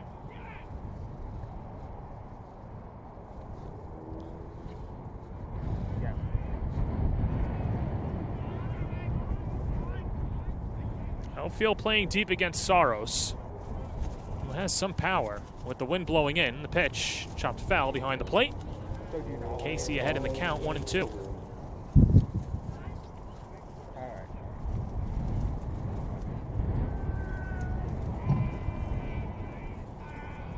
Big hole on the right side of the infield with Caniglio at first holding on Chung. Now goes back to his position. And Casey steps off and escorts Chung back to second.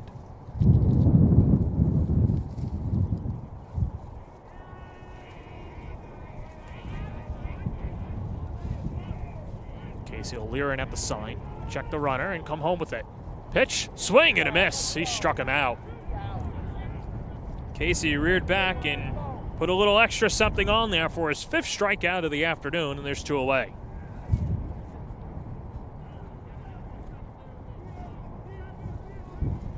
So Casey with a good job getting ahead and blew the fastball by him.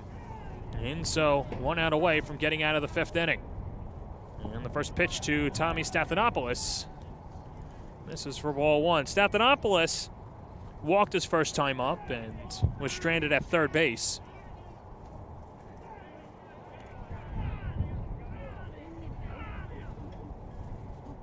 Pitch, down and away, 2-0.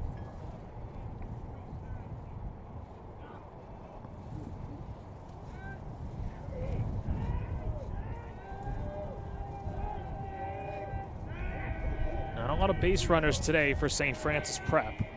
Just trying to cash in wherever they can. Casey continues to miss with the off-speed pitches.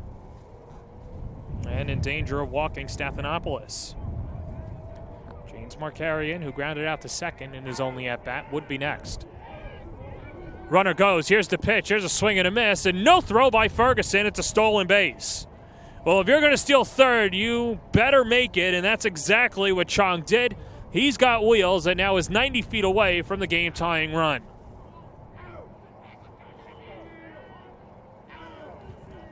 He got a great jump. And no throw by Ferguson. Now the pitch. On the outside corner. Strike 3 called. Aiden Casey gets out of it. He's got 5 shutout innings on the Varsity Media Sports Network. You're watching Varsity Media, the premier high school sports network in New York. Varsity Media offers live streaming services for any sport. With human beings behind the camera, you can expect the proper coverage angles during each game. We offer customizable options such as live scoreboard, multiple cameras, instant replay, graphics, and even announcers. Find out how you can save $100 off a live stream package with Varsity Media by calling 516-403-2050 or email ben@varsitymedia.net. Did you just have the best athletic year of your life? And now you want to show it off to college coaches? Well, let Varsity Media help you. Varsity Media's college recruiting videos show off your unique skills to help you land a spot on the team of your dream school.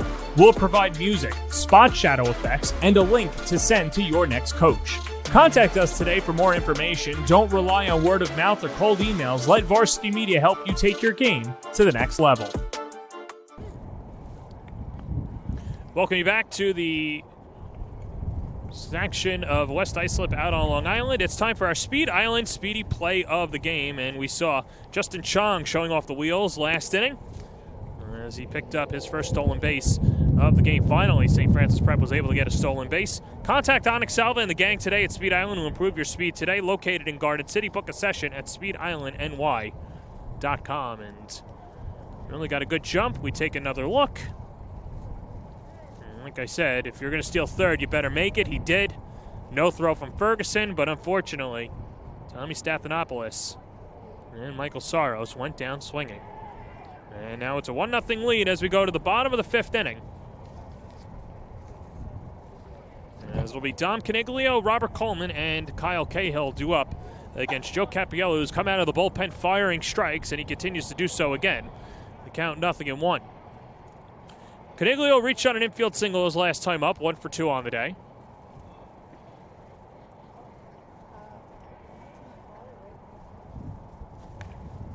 And on the ground to short.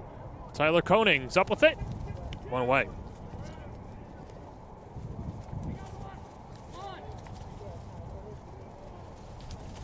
Sure, if you're Tyler Koning at shortstop, you have to have some sense of relief that finally there's an easy play that's come to you. And whether it was a throw from his pitcher, his first baseman, or even the short hop on the infield single by Caniglio his last time up, Koning, a sure-handed fielder, you know who'll make that play 9 times out of 10. It's Robert Coleman. He walked his last time up and takes a strike, 0-1. Coleman's walk loaded the bases, and that was all from Matt Martell, who's on the short side right now after just giving up the lone run of the ball game. And pitch misses outside. It's 1-1.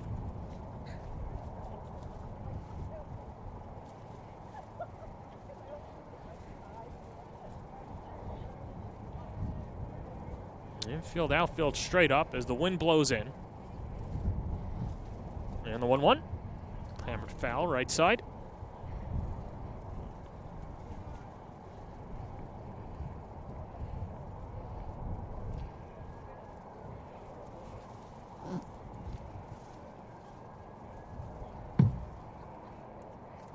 Infield playing little bit deep, especially on the turf. A little bit of a faster track on the ground balls, but it doesn't matter anyway. A swing and a miss as Valores completes the strikeout via the tag.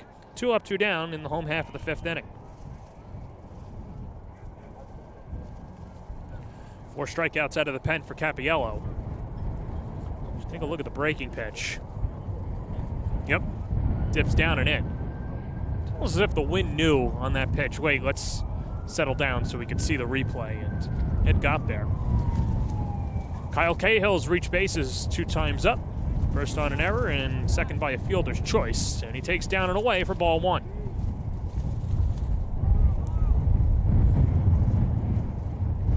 This would be the first 1-2-3 inning for St. Francis Prep if they can get Cahill out here. And it's lined over the glove of Koenig and right on cue. It's a base hit to left field. It's only the 3rd hit of the day for the Cougars. It's a 2-out single, and that brings up the number 9 hitter, Lucas Chrisman.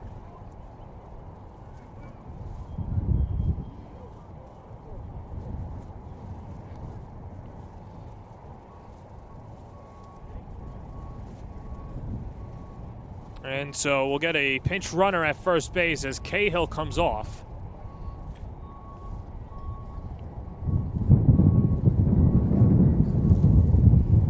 As there's Ryan Dalton talking to the home plate umpire, getting the change in there, and see who that first base runner is.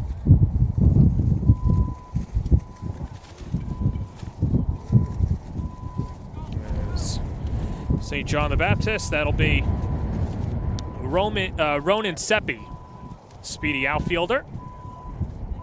Trying to get in scoring position and some insurance for St. John the Baptist. First pitch fastball misses outside to Chrisman, ball 1. Chrisman a hit by pitch and a strikeout looking in his last at-bat. Officially 0 for 1 on the day. He was stranded at third base. Strand might be the word of the day for the Cougars. Cougars leaving 7 base runners on base. And Seppi would be the 8th.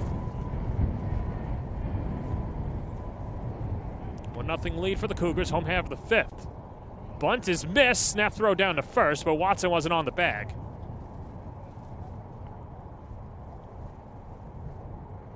No balls and 2 strikes.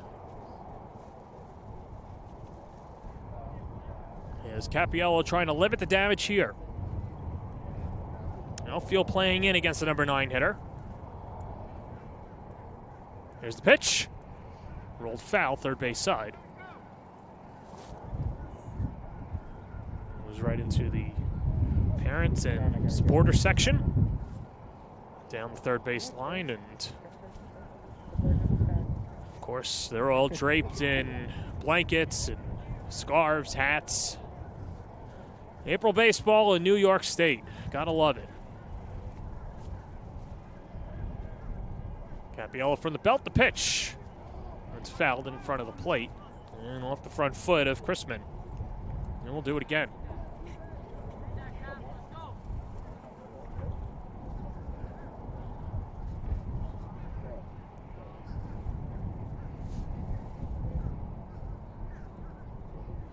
Short lead off of first by Seppi. And a throw over. And Seppi back safely. Well, for Cappiello, you want to keep Seppi close at first and not expecting him to steal with a 2-strike count. Pitch. Fouled off again as Chrisman just got a piece of it.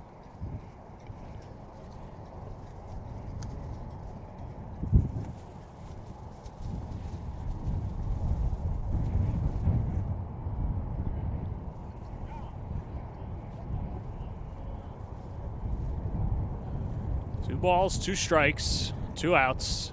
Last half of the 5th inning, a 1-0 lead for the Cougars. Check the runner, now comes home with it. That pitch misses, throw down to second. Oh, it's a beauty in time, but Seppi gets around the tag. How about that? Guzman didn't lay the tag down right away. Seppi swam around it and it's a stolen base for the Cougars as they get their man in scoring position. Let's take another look. The throw's there in plenty of time. I don't know. But either way, the Cougars will take it. Big stolen base there by Seppi. Here's the pitch. Swing and a miss. He got him. So the strikeout all for naught. As Joe Capiello with 5 strikeouts out of the pen, St. John the Baptist has left 8 men on base. We go to the 6th inning. 1-0 Cougars on the Varsity Media Sports Network. You're watching the Varsity Media Sports Network, the home for New York high school sports.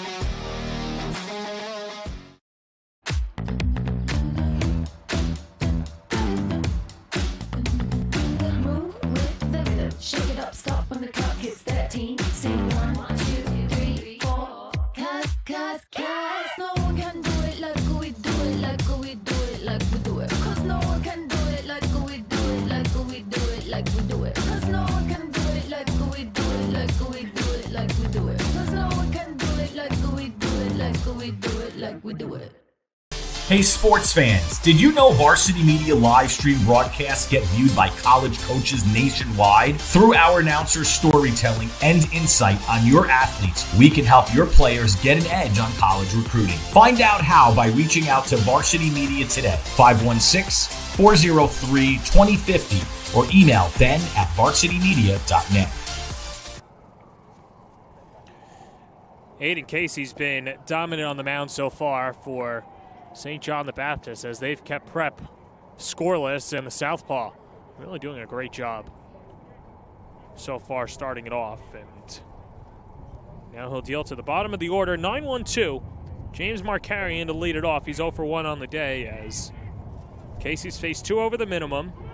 Through 5 scoreless innings, he struck out 6, only issued 1 walk. And the first pitch to Markarian misses the bunt for strike 1.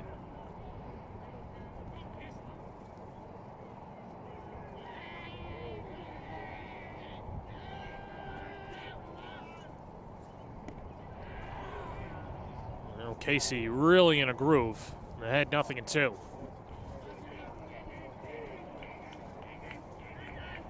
Working quickly. 0-2. Skipped in the dirt.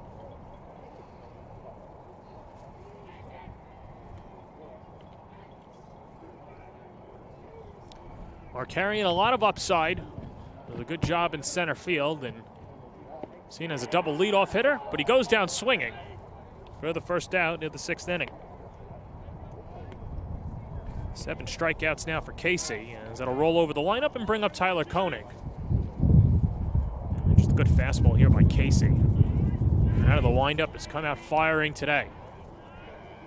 Here's Koenig, hitless in 2 at-bats, takes downstairs 1-0.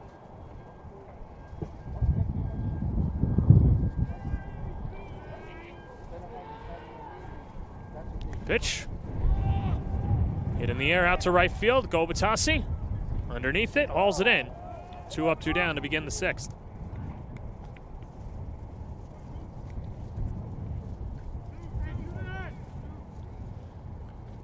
That'll bring up Matt Martell with the bases empty. Aiden Casey's throwing a gem.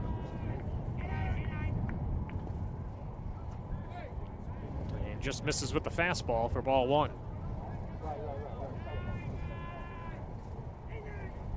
Casey, of course, working rapidly and then pours it in. And the count even at a ball and a strike.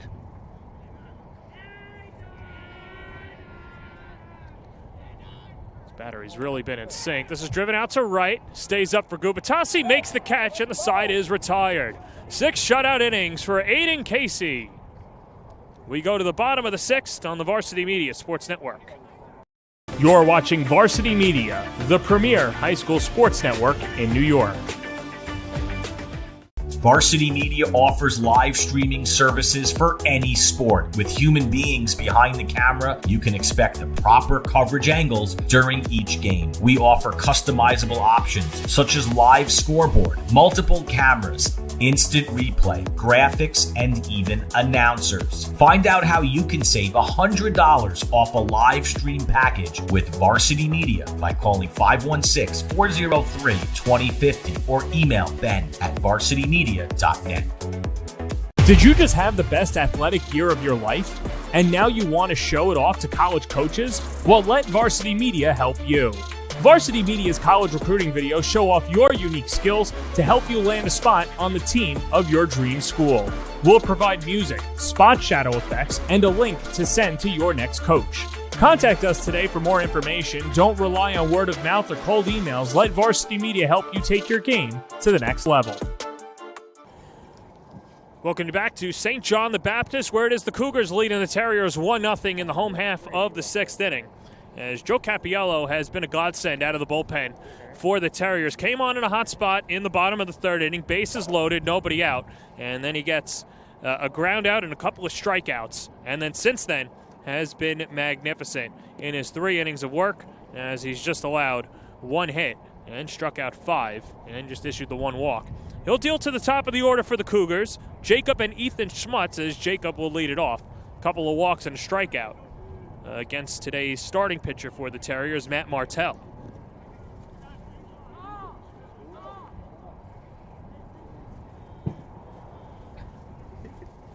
Cougars looking for their 5th win of the year. As here's Schmutz, one of the leading hitters on the team, came into the game hitting .304 on the year. And takes upstairs for ball 1.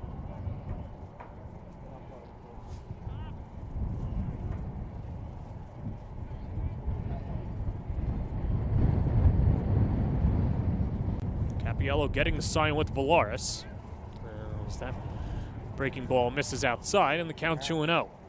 We see some stirring in the St. John the Baptist bullpen, and I think we'll see, depending on this inning, if St. John the Baptist can get a couple of runs. Casey comes out for the start of the 7th inning, and maybe even with just a 1-run lead for the Cougars, you have him out there on an out-by-out basis and see what he can do against the Terriers, who will have the heart of the order, 3, 4, 5, due up against the Cougars starter. Wave and a miss. And the count 2-2. I don't see anything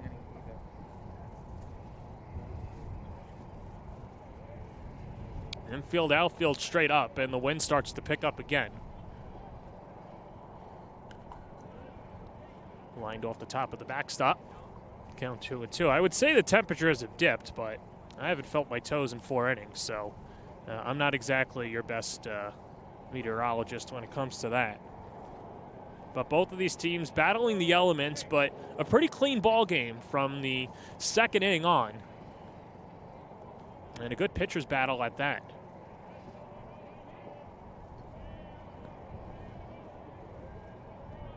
Comes a pitch. Just missed. And the count runs full at 3-2.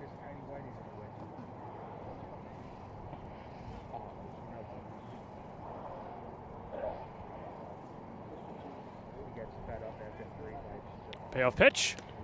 And one lined up the middle and into center field for a base hit.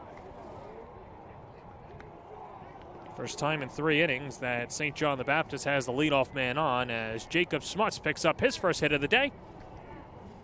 And that'll bring up Ethan Schmutz. And we'll see if the bunt is on for Ryan Dalton and his crew.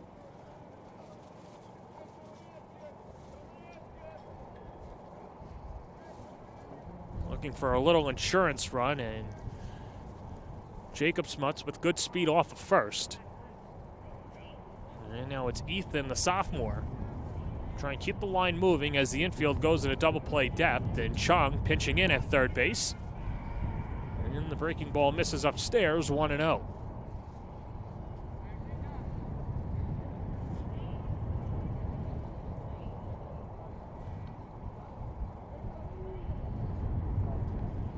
Cappiello leering in.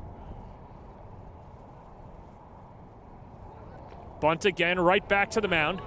Cappiello's up with it, fires over to first, and it's caught by the second baseman, Guzman, as he snatches it right in front of the runner, Schmutz. Successful sacrifice, as that goes down 1-4 in your scorecard, and Jacob Schmutz moves into scoring position with 1 down for the number 3 hitter, Thomas Rorick.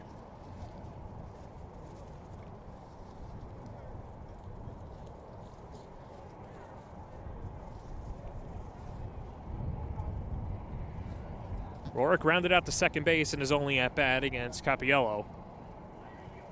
A strikeout and a sacrifice against Martell, the starter. And then a short lead off of second by Schmutz. Here's the pitch in the dirt. 1-0.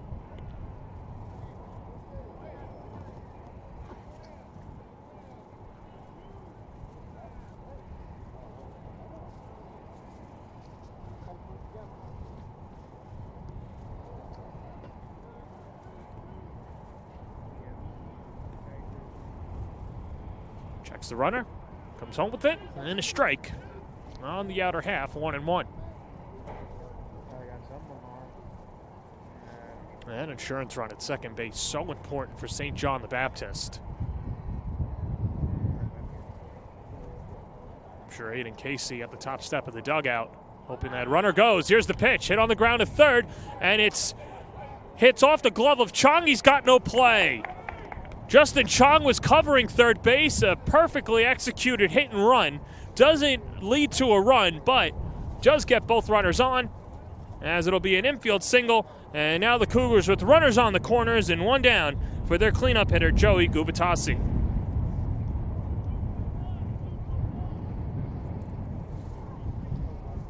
Good piece of hitting there, and yeah, there you see. Chong was going to cover the base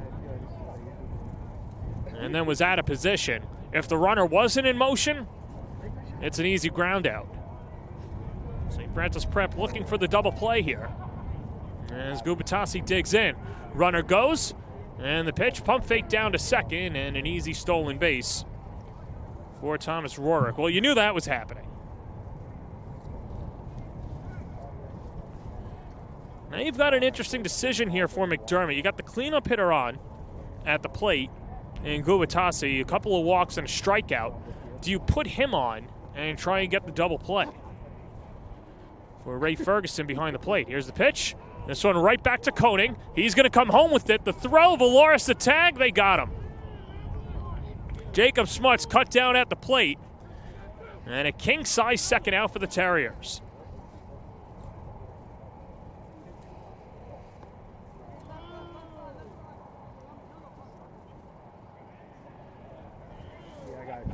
I missed all of that. Thomas Rorick goes to third base. We take another look, and Koenig, too easy. Valoris drops the tag down. And so runners on first and third again with 2 outs. And here's Ray Ferguson, 1 for 3 on the day. Runner goes, they don't step off, and the pitch misses outside, 1-0. Well, Gubatasi was trying to get into a rundown, and that's a situation where if Capiello steps off, he might have had a play on the runner Gubatasi before Rorick crossed the plate. So runners on second and third again in a 1-0 count. Here's the pitch on the outer half, 1-1.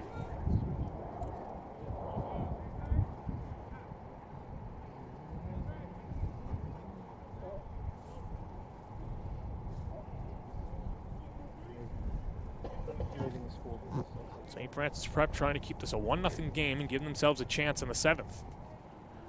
Here's the pitch. That one driven in the air right down the left field line. Hooking, foul. Ferguson gave it a ride, but a hair in front and yanked it foul.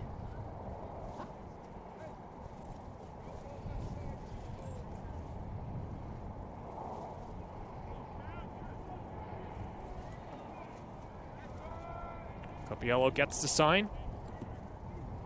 And now the pitch. Chopped foul, third base side, and Capiello a strike away from getting out of it.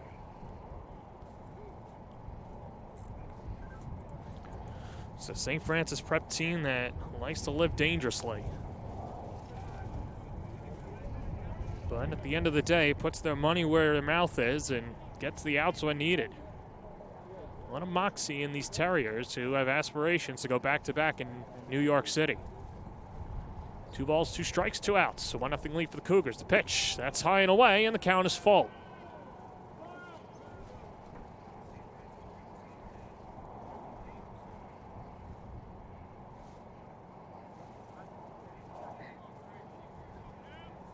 And now Capiello digging in at the sign.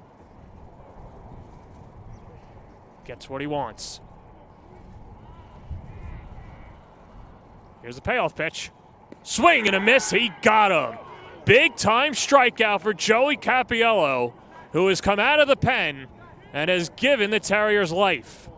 They'll look to rally in the 7th when we come back on the Varsity Media Sports Network.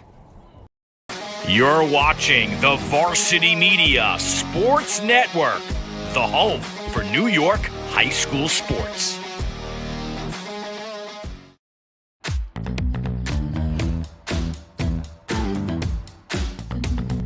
Move with the rhythm. Shake it up, stop when the clock hits 13. Sing 1, 2, 3, 4.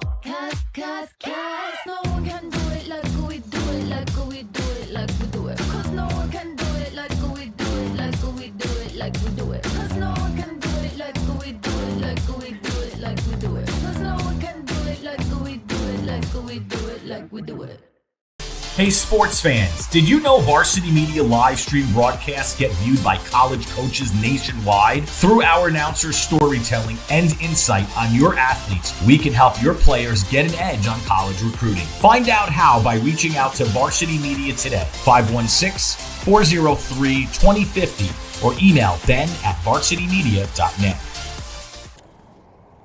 1-0 lead for the Cougars as we go to the 7th inning, and the Cougars will bring on Joey Rivera to get the final 3 outs against the Terriers after Aiden Casey was masterful for the Cougars getting the start, throwing 6 shutout innings, just allowed 2 hits. He walked 1 and had 7 strikeouts as SJB looks for win number 5 on the season. And Joey Rivera is going to have his work cut out for him as he deals to 3-4-5 due up in the St. Francis Prep lineup. Team that's been stifled by a left-handed pitcher that, quite frankly, doesn't throw as hard as Rivera. So Rivera bringing the velocity and a fastball, curveball, changeup guy, and someone who is out of the pen and usually reliever number 1 for Ryan Dalton. And now 3 outs away from securing the victory.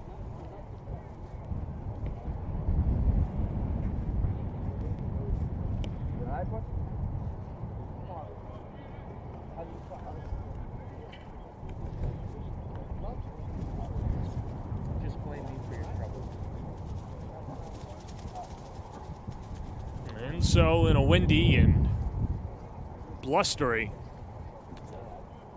St. John the Baptist Field, the Terriers down to their final 3 outs in what has been a pitcher's duel. And not the traditional starters pitcher's duel, as Joey Capiello was masterful in his own right. First pitch chopped on the ground to short, charged by Ethan Schmutz. It goes under his glove, and the Terriers have the leadoff man on. Smuts took his eye off the ball, and Guzman with his speed scampers over to first. And so Smuts not able to corral it. And so Guzman, the tying run aboard, and we'll see if we get a pinch runner for the Terriers. Looks like somebody popped out of the dugout. And now we're just waiting for an official word.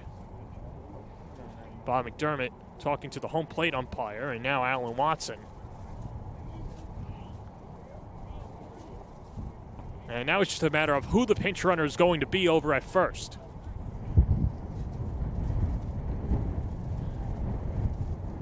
So Guzman goes out. And for the Terriers,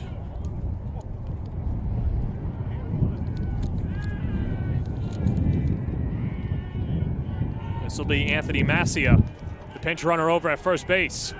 And a throw over towards Massia, and a good throw, almost had him. It's not going to make your coaching staff happy. You come on and get picked off immediately. Massia is known for his speed. And now time called at first base.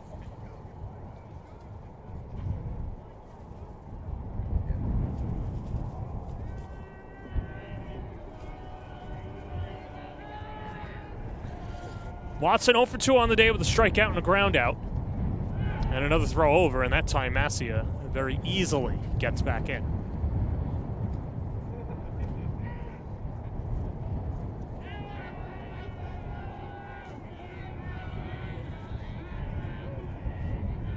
Well, with the righty on the mound, you could get a bigger lead, but another throw over.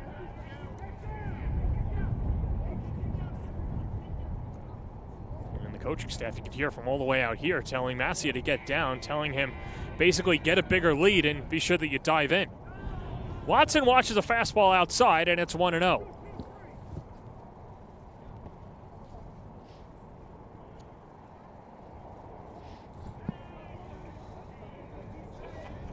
Well, we know the power from the sophomore for Watson. Runner goes, pitches up, the throw down to second in time. Ray Ferguson with his second caught stealing of the day, and the bases are wiped clean. What can you say about this SJB battery? Ray Ferguson's got a cannon, and he's putting New York City on watch. And Masia got a good jump. But Ferguson, a good pitch to throw on. It was a fastball high and away. And he's able to nail Masia for the first out. 2-0 to Allen Watson. Breaking ball bends in for a strike, 2-1.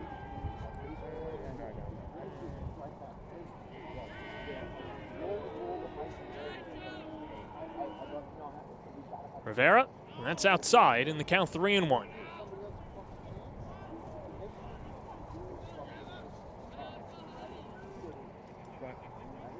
No, but it'll help me. Outfield playing a step back despite the wind blowing in. Infield on the edge of the grass as well. 3-1 pitch. Check that. 2-1 now makes it 3-1.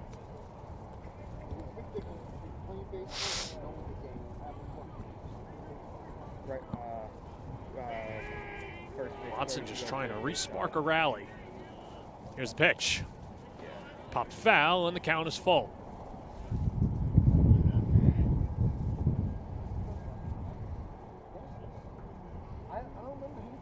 You don't have it. Just walk all the way. Just trust me. Just go to the first base side. So Rivera working in on the sign.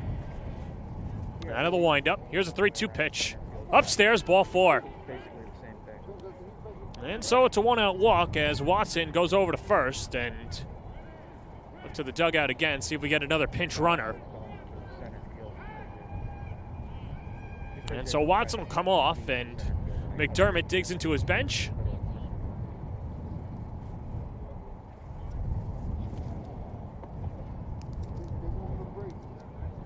Well, McDermott has a deeper bench this year and some good athletes on his roster. As that's Tyler Wren now, the pinch runner, over at first base for Watson.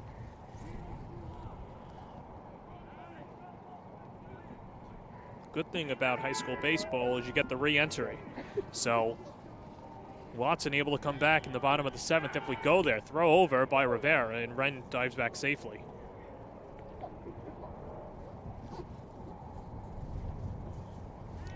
Hard-pressed to believe that McDermott would send Wren in motion, considering what Ferguson's been able to do. This one hit on the ground, left side, and through for a base hit. And the line keeps on moving. Good piece of hitting by Justin Chong as he picks up his second hit of the day. And that puts runners on first and second and one down for Tom Valoris.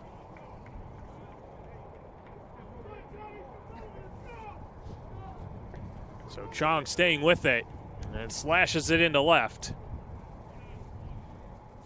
And so now the go-ahead run at first base in Chong as Valoris steps up to the dish.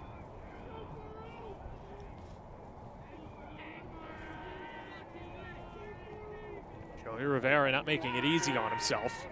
As the first pitch curveball doesn't snap, hits off the glove of Ferguson, and no advancement by either runner. As Wren wisely goes back to second base. No reason to get thrown out here on the base pass, especially at third base with a left-handed hitter up. St. Francis Prep, you don't want to run yourselves out of the ball game. Here's the 1-0. And that misses high, 2-0.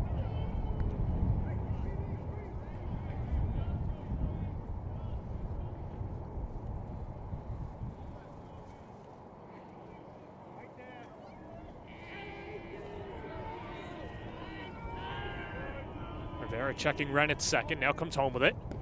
Fastball on the inside corner, strike, 2-1.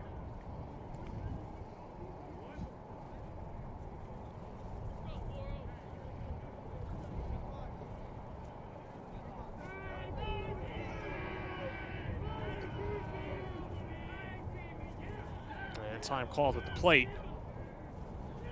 As Ferguson looks to the bench and waiting for the signs from his pitching coach.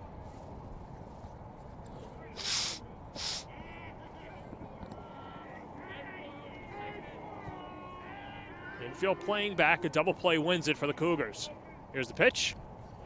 Line foul right back to the screen, 2-2.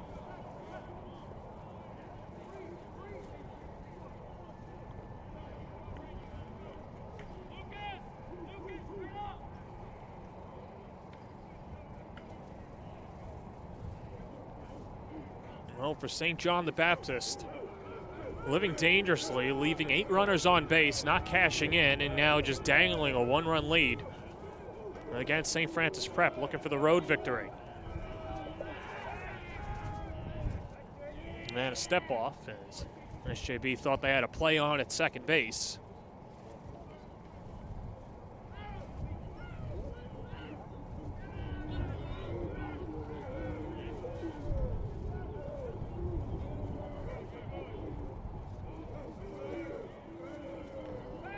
High set, and a step off.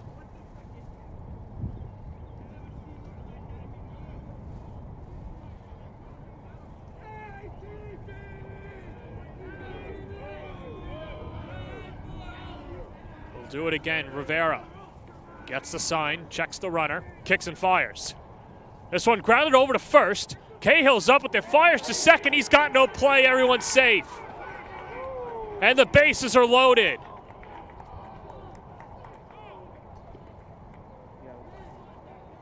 Kyle Cahill trying to get the lead runner at second base to no avail. Chong slides in ahead of the throw. And now St. Francis Prep with the bases loaded. And that's a tough play for Cahill to make right there because you have to get Guzman. I'm not sure if Cahill could have beaten the runner in Valaris heading over to first base, but that was something that was certainly on the table and might have been the better play for Cahill. But either way, now the bases are loaded for St. Francis Prep. And that brings up Michael Soros. Let's take another look. See if we can freeze the right there. Yeah, he definitely would have had a play at first base right there. So, a little learning lesson for Cahill. And hoping that it doesn't come back to bite him.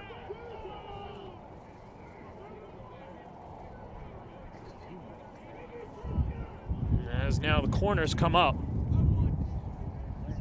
And a pinch hitter for St. Francis Prep. As this is going to be Derek Tiska. Tiska cold off the bench. He was someone that could play multiple positions, either in the middle infield or the outfield. He comes on as a pinch hitter here. And he hits in the position for Michael Soros, who was 0 for 2 on the day with an error and a strikeout.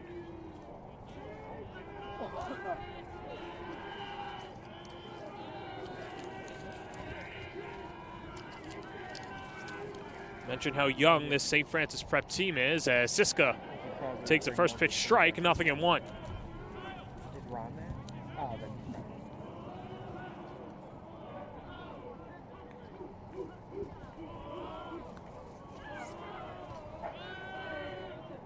Pitch to Siska, curveball upstairs, 1-1.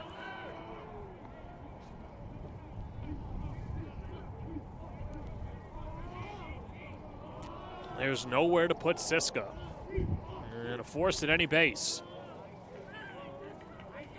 Corners play up against Siska. The pitch in the dirt, 2-1.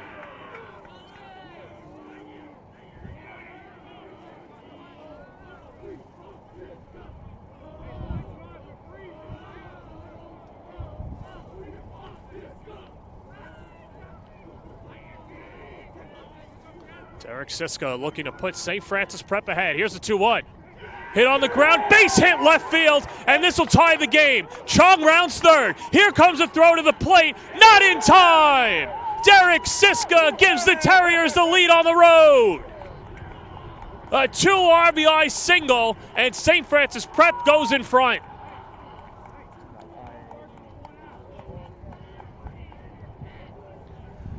Great piece of hitting just out of the reach of Thomas Rorick at third base, and Siska gives the Terriers the lead.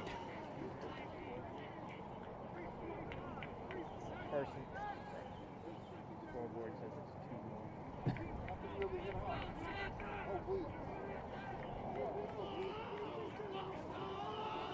After all of that, the courtesy runner for Valoris now at second base. A good piece of hitting, stays with it, drills it to left, and now the first pitch is chopped foul off the bat of Tommy Stathanopoulos. Count 0-1.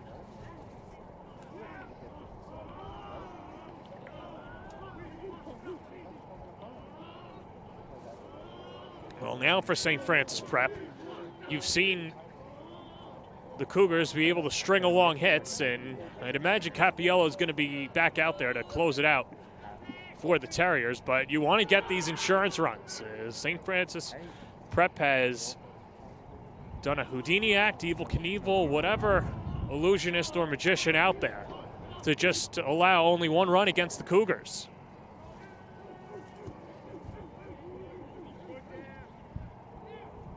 Here's the pitch. Hit on the ground at first. Cahill on the backhand, and he'll flip over to first for the second out. Productive out by Stathanopoulos as Valoris goes over to third, Siska up to second. We're going to check that. That's Valoris' courtesy runner. And as that's Chris Vastarelli. So I apologize to Vastarelli, who's now at third base, and that all-important insurance run for the Terriers. And here's James Markarian. First pitch to Markarian. Hammered foul, right side. So it gets pounded right into the ground. 0-1. We'll do up for the Cougars in the bottom of the seventh inning. 6, 7, 8. Dom Caniglio, Robert Coleman, and Kyle Cahill. 0-1. And stays outside. And the count 1-1. Well, unfortunately for Aiden Casey, he'll settle for the no decision today, but a good building block for St. John the Baptist. They're throwing 6 shutout innings. The pitch. Backdoor curveball hits for a strike, and it's 1-2.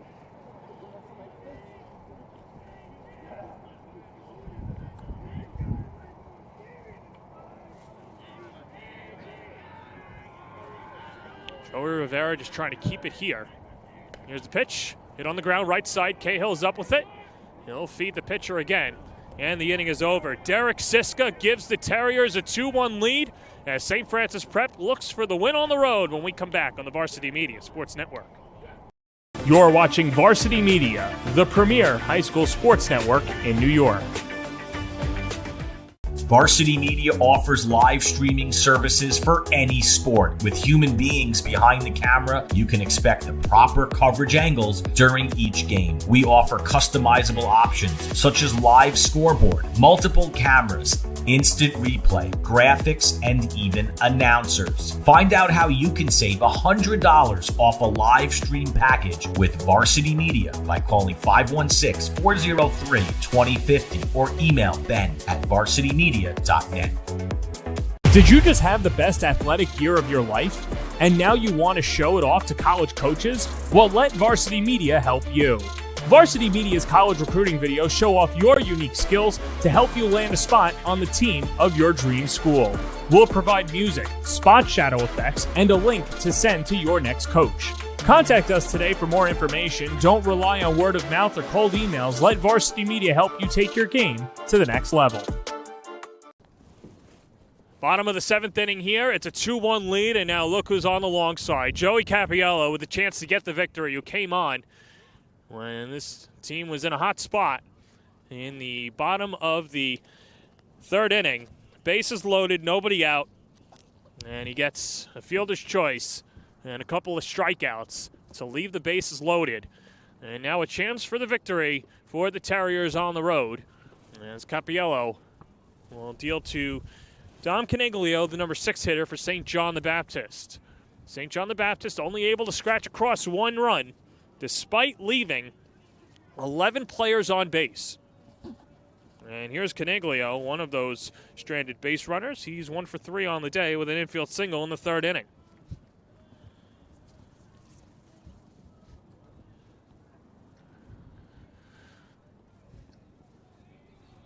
St. Francis Prep had the flair for the dramatic last year, and while a lot of their roster has changed, a lot of things staying the same for the Terriers.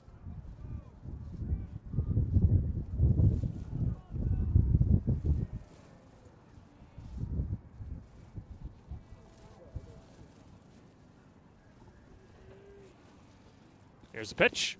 On the outside corner for a strike, and Capiello ahead, 0-2.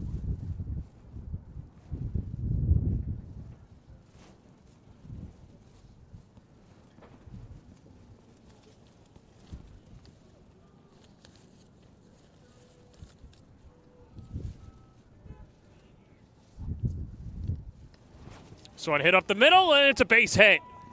Dom Caniglio with a good start off of Capiello. He picks up his 2nd hit of the day, and now the tying run aboard. As this will bring up Robert Coleman.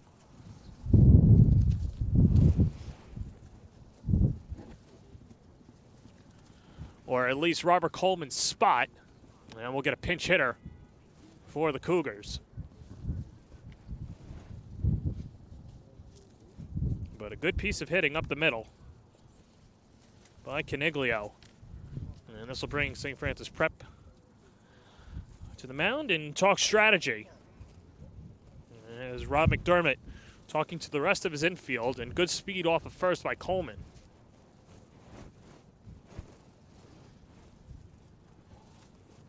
As St. John the Baptist going into their bench, and should be a pinch hitter in the spot for Robert Coleman. As it'll be Nick DiVanzo. And DiVanzo, normally a pitcher, two-way player, and he comes on representing the winning run for the Cougars.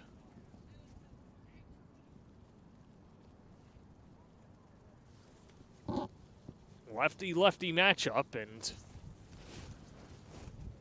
we just make sure that everyone's checked in. Says the home plate umpire, and tucks that lineup card in his pocket. And goes right back behind the plate. Caniglio off first, and a pickoff throw as he dives back ahead of the lob.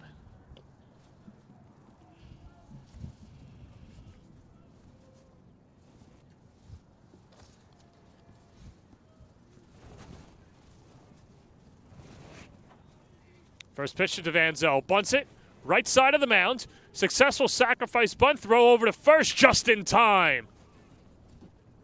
Nice play by Capiello to nab DiVanzo. The 1-4 sacrifice moves Caniglio up to second with one away. And this will bring up Kyle Cahill.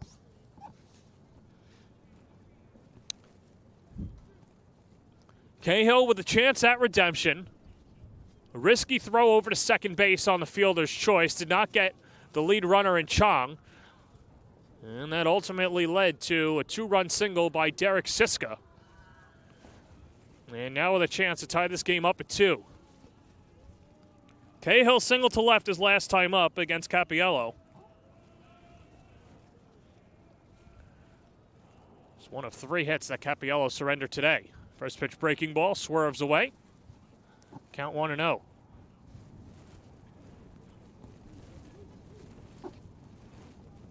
Some stirring in the St. Francis Prep bullpen, as well as that's Hudson Oliveri. And we'll see if Oliveri comes on to face Crispin, the right-handed hitter who's due up on deck. Pitch, low and away. And the count 2-1.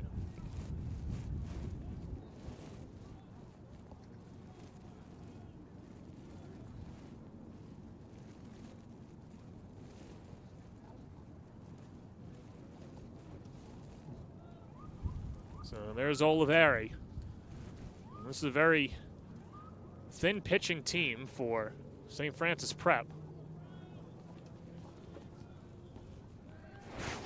Pickoff throw over to second, and Caniglio wasn't biting. As he scampers back ahead of the throw.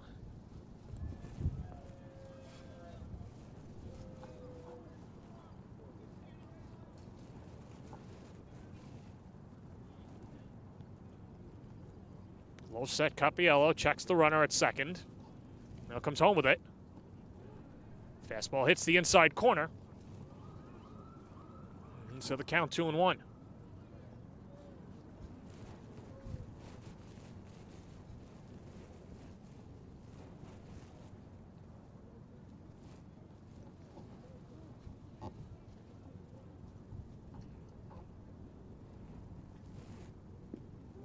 Breaking ball just misses. 3-1.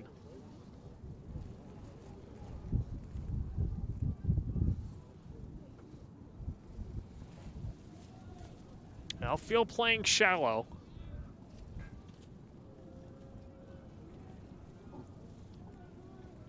They'll have to come up throwing on a base hit. 3-1 pitch. Upstairs, ball 4. And the winning run is aboard. As this will bring up Lucas Chrisman. Or at least his spot in the order. And now this is where the strategy comes in. Capiello was so good, but of course with the weather at this juncture of the season, he's being asked a lot to go as far as he can. And so Oliveri's still warming up on the side of the St. Francis Prep dugout. And you see him on the far side. We'll get a pinch runner over at first base as well for St. John the Baptist. We're waiting to see if we'll get a pinch hitter as well. So the runner at first base is Connor Brown. Brown adding speed for Cahill. He represents the winning run. And that's Chrisman at the plate. And now, not sure what the discussion is at home plate. I guess it's... So Cahill was pinch run for before, and that's what McDermott's saying. So now that the pinch runner is in, Cahill should be out of the game, which that's what it should be. I think that's just what the umpires are going to confirm now when it comes to the re-entry rules.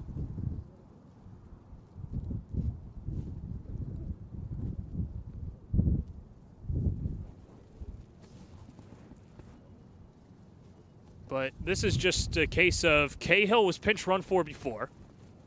And then I'm not sure if McDermott is asking, is it the same pinch runner that's re-entering again? Because you cannot do that. You can't have a pinch runner, courtesy runner, keep coming back in.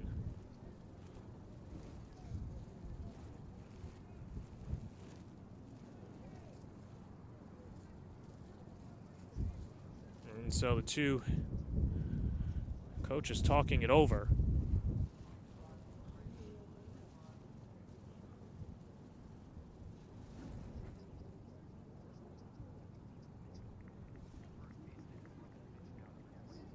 Okay, so I think we have it all set now, and that probably had to do with the lineup discussion as well. So Alan Watson's going to come in and pitch, the southpaw pitcher for St. Francis Prep, and then that moves for the Terriers. They're going to have a new first baseman as well. With that said, we'll take a quick break. When we come back, we'll sort it all out on the Varsity Media Sports Network.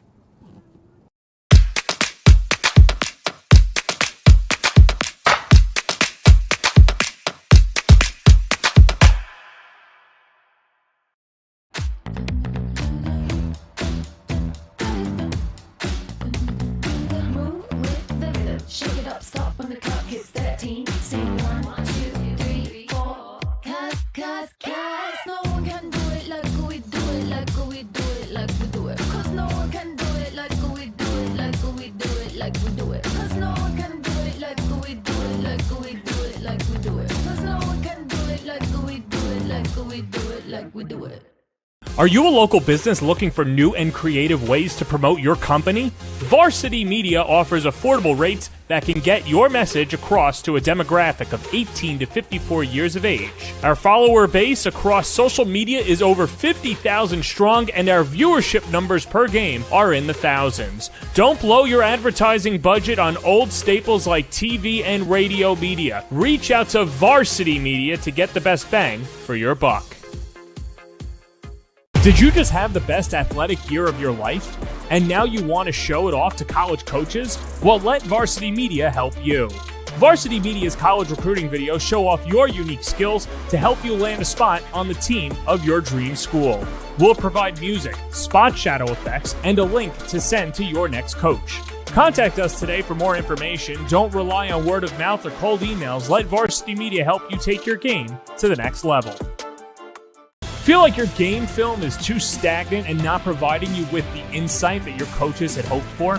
Varsity Media offers game film to help your coaches develop a game plan to execute on game day. Our current clients love the Varsity Media difference, which includes more insightful camera angles and a speedy upload process. Start building your championship team today with award-winning individuals at Varsity Media.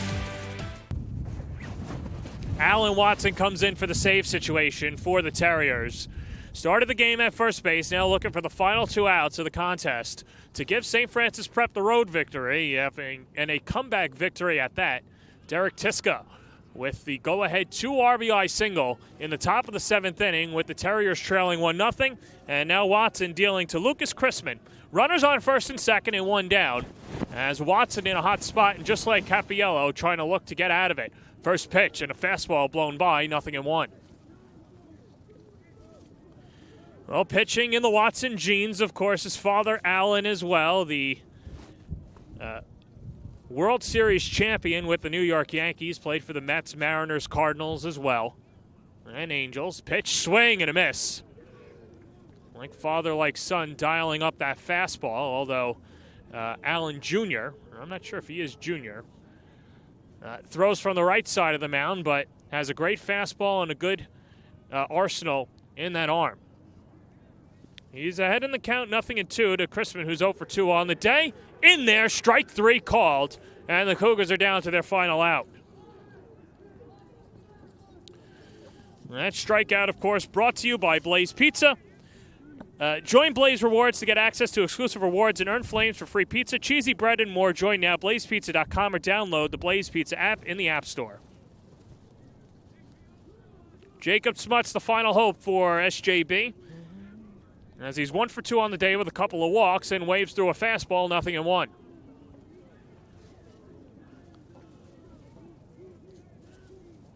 Caniglio off of second, Connor Brown, the runner at first. Alan Watson ahead in the count, 0-1. The pitch upstairs. And the count, 1-1.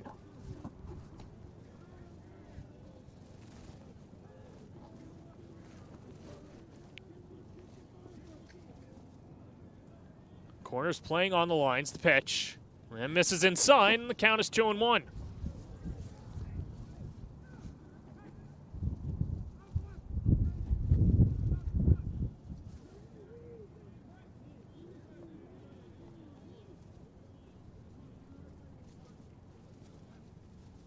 Cut the tension with the knife.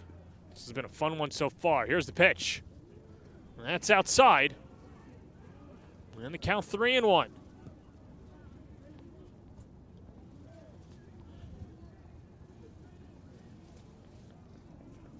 Jacob Smuts with a good eye at the plate today, looking for his third walk and keep the line moving. The 3-1.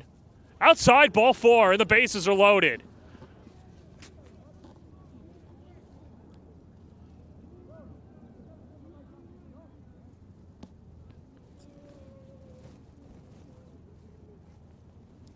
So now it's Ethan Smuts who will come up to the plate, but a mound visit for Watson and the rest of the infield.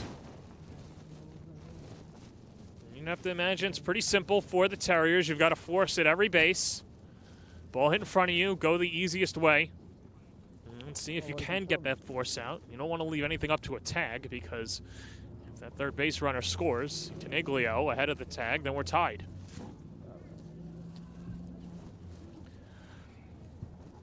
So Jacob did his part. Now it's up to Ethan, who is looking to play the role of hero. He's been hit by a pitch, reached on a fielder's choice to strike out, and he had a sac bunt his last time up. As he's officially 0 for 3 on the day. The first pitch from Watson, and a fastball misses outside, 1-0.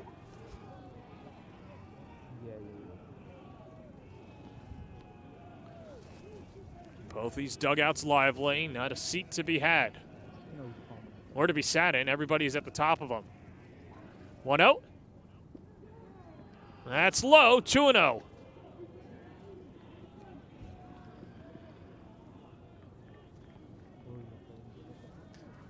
We say that last out is the hardest, and Watson trying to put the nail in the coffin. 2-0 to Schmutz, taking all the way, and that hits the inside corner, 2-1.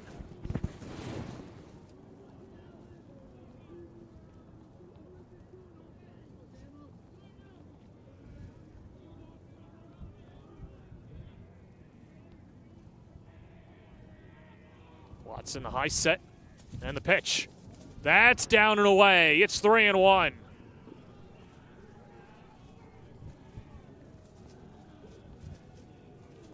Nowhere to put Ethan Schmutz.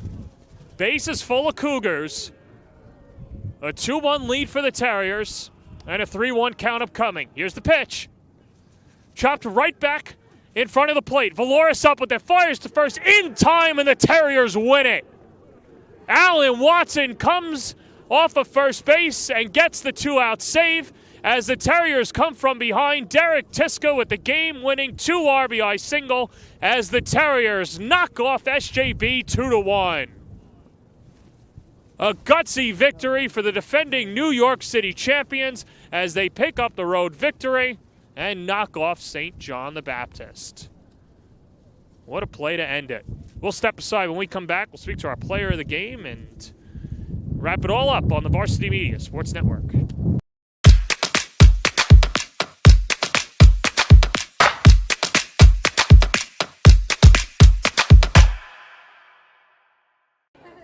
Have you ever heard of Pi Day?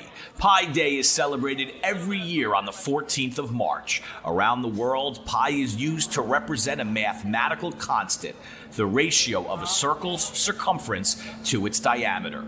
Blaze Pizza celebrates this one-day-a-year event at select locations by pricing their pizza at $3.14 for in-restaurant orders only.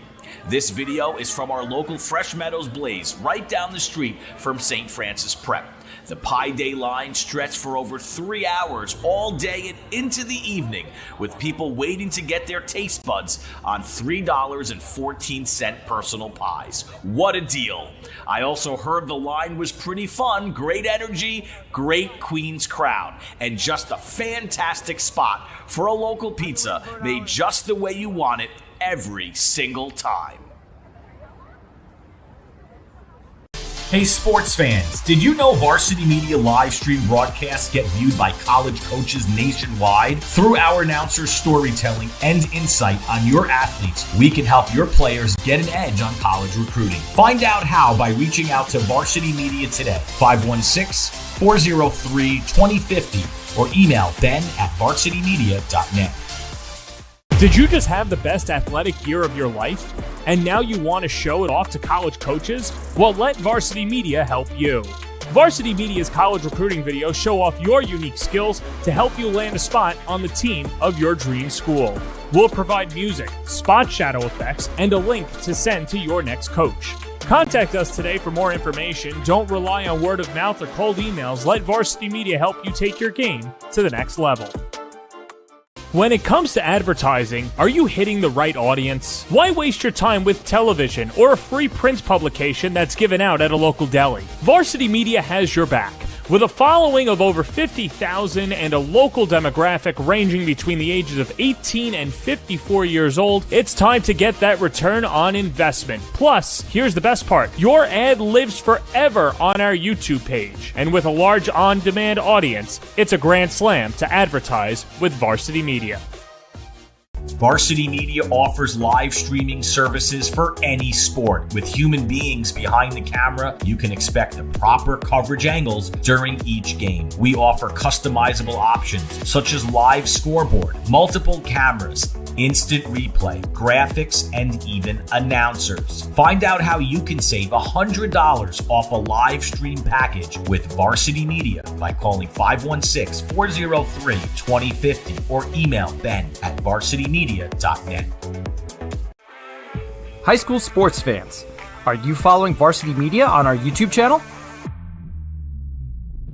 For the best coverage of New York high school sports, make sure you head to youtube.com/varsitymedia. 3 easy steps. First, hit that like button, and then be sure to subscribe. And finally, tap that yellow bell to be notified of all of our upcoming sportscasts. Thank you for following Varsity Media on YouTube. Did you know Varsity Media now offers action photography for all sporting events? Available for individuals or teams, we'll send dedicated photographers down to field level to capture your best moments. Our rates are affordable and our photos will leave you with lasting memories for a lifetime. Contact us today, mention this ad, and get $25 off your first order. Email ben@varsitymedia.net or call 516-403-2050.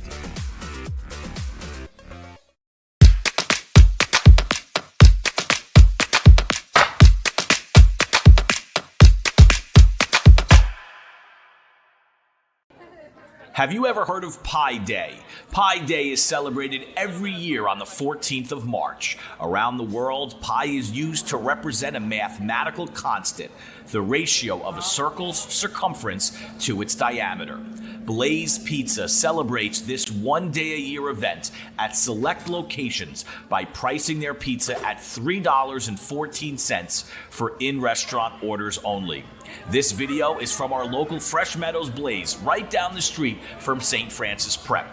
The Pi Day line stretched for over 3 hours all day and into the evening, with people waiting to get their taste buds on $3.14 personal pies. What a deal!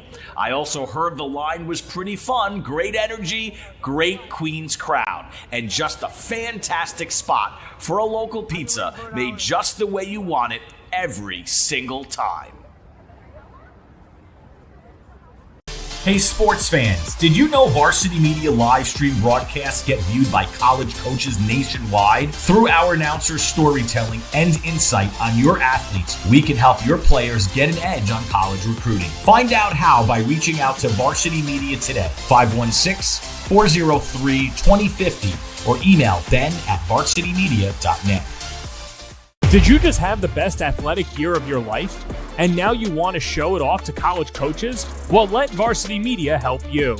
Varsity Media's college recruiting videos show off your unique skills to help you land a spot on the team of your dream school. We'll provide music, spot shadow effects, and a link to send to your next coach. Contact us today for more information. Don't rely on word of mouth or cold emails. Let Varsity Media help you take your game to the next level. We welcome you back to West Islip, the defending New York City champion, St. Francis Prep Terriers, with a 2-1 road victory. I'm here with our player of the game, Derek Tiska. You guys came from Queens. You came from off the bench. Big hit in that spot. Take me through what allowed you to excel in that moment.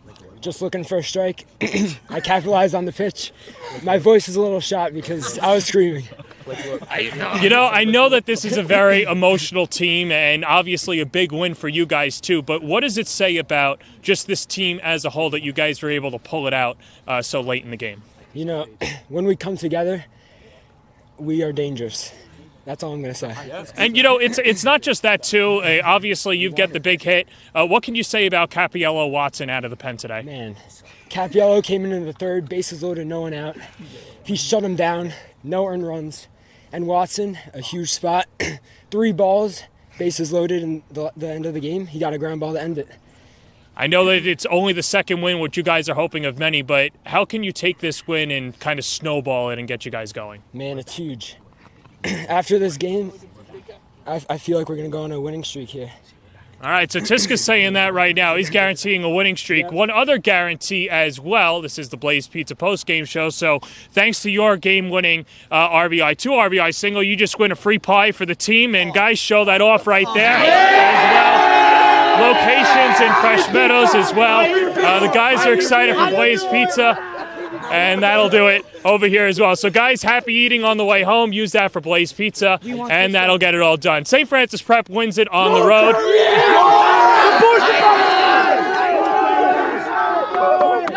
And so the Terriers knock off St. John the Baptist. For our executive producer, Ben Turchin, for Travis DeLuise and Jeff Damo, this is John Perez saying so long from St. John the Baptist High School. It's been a presentation of high school baseball on the Varsity Media Sports Network.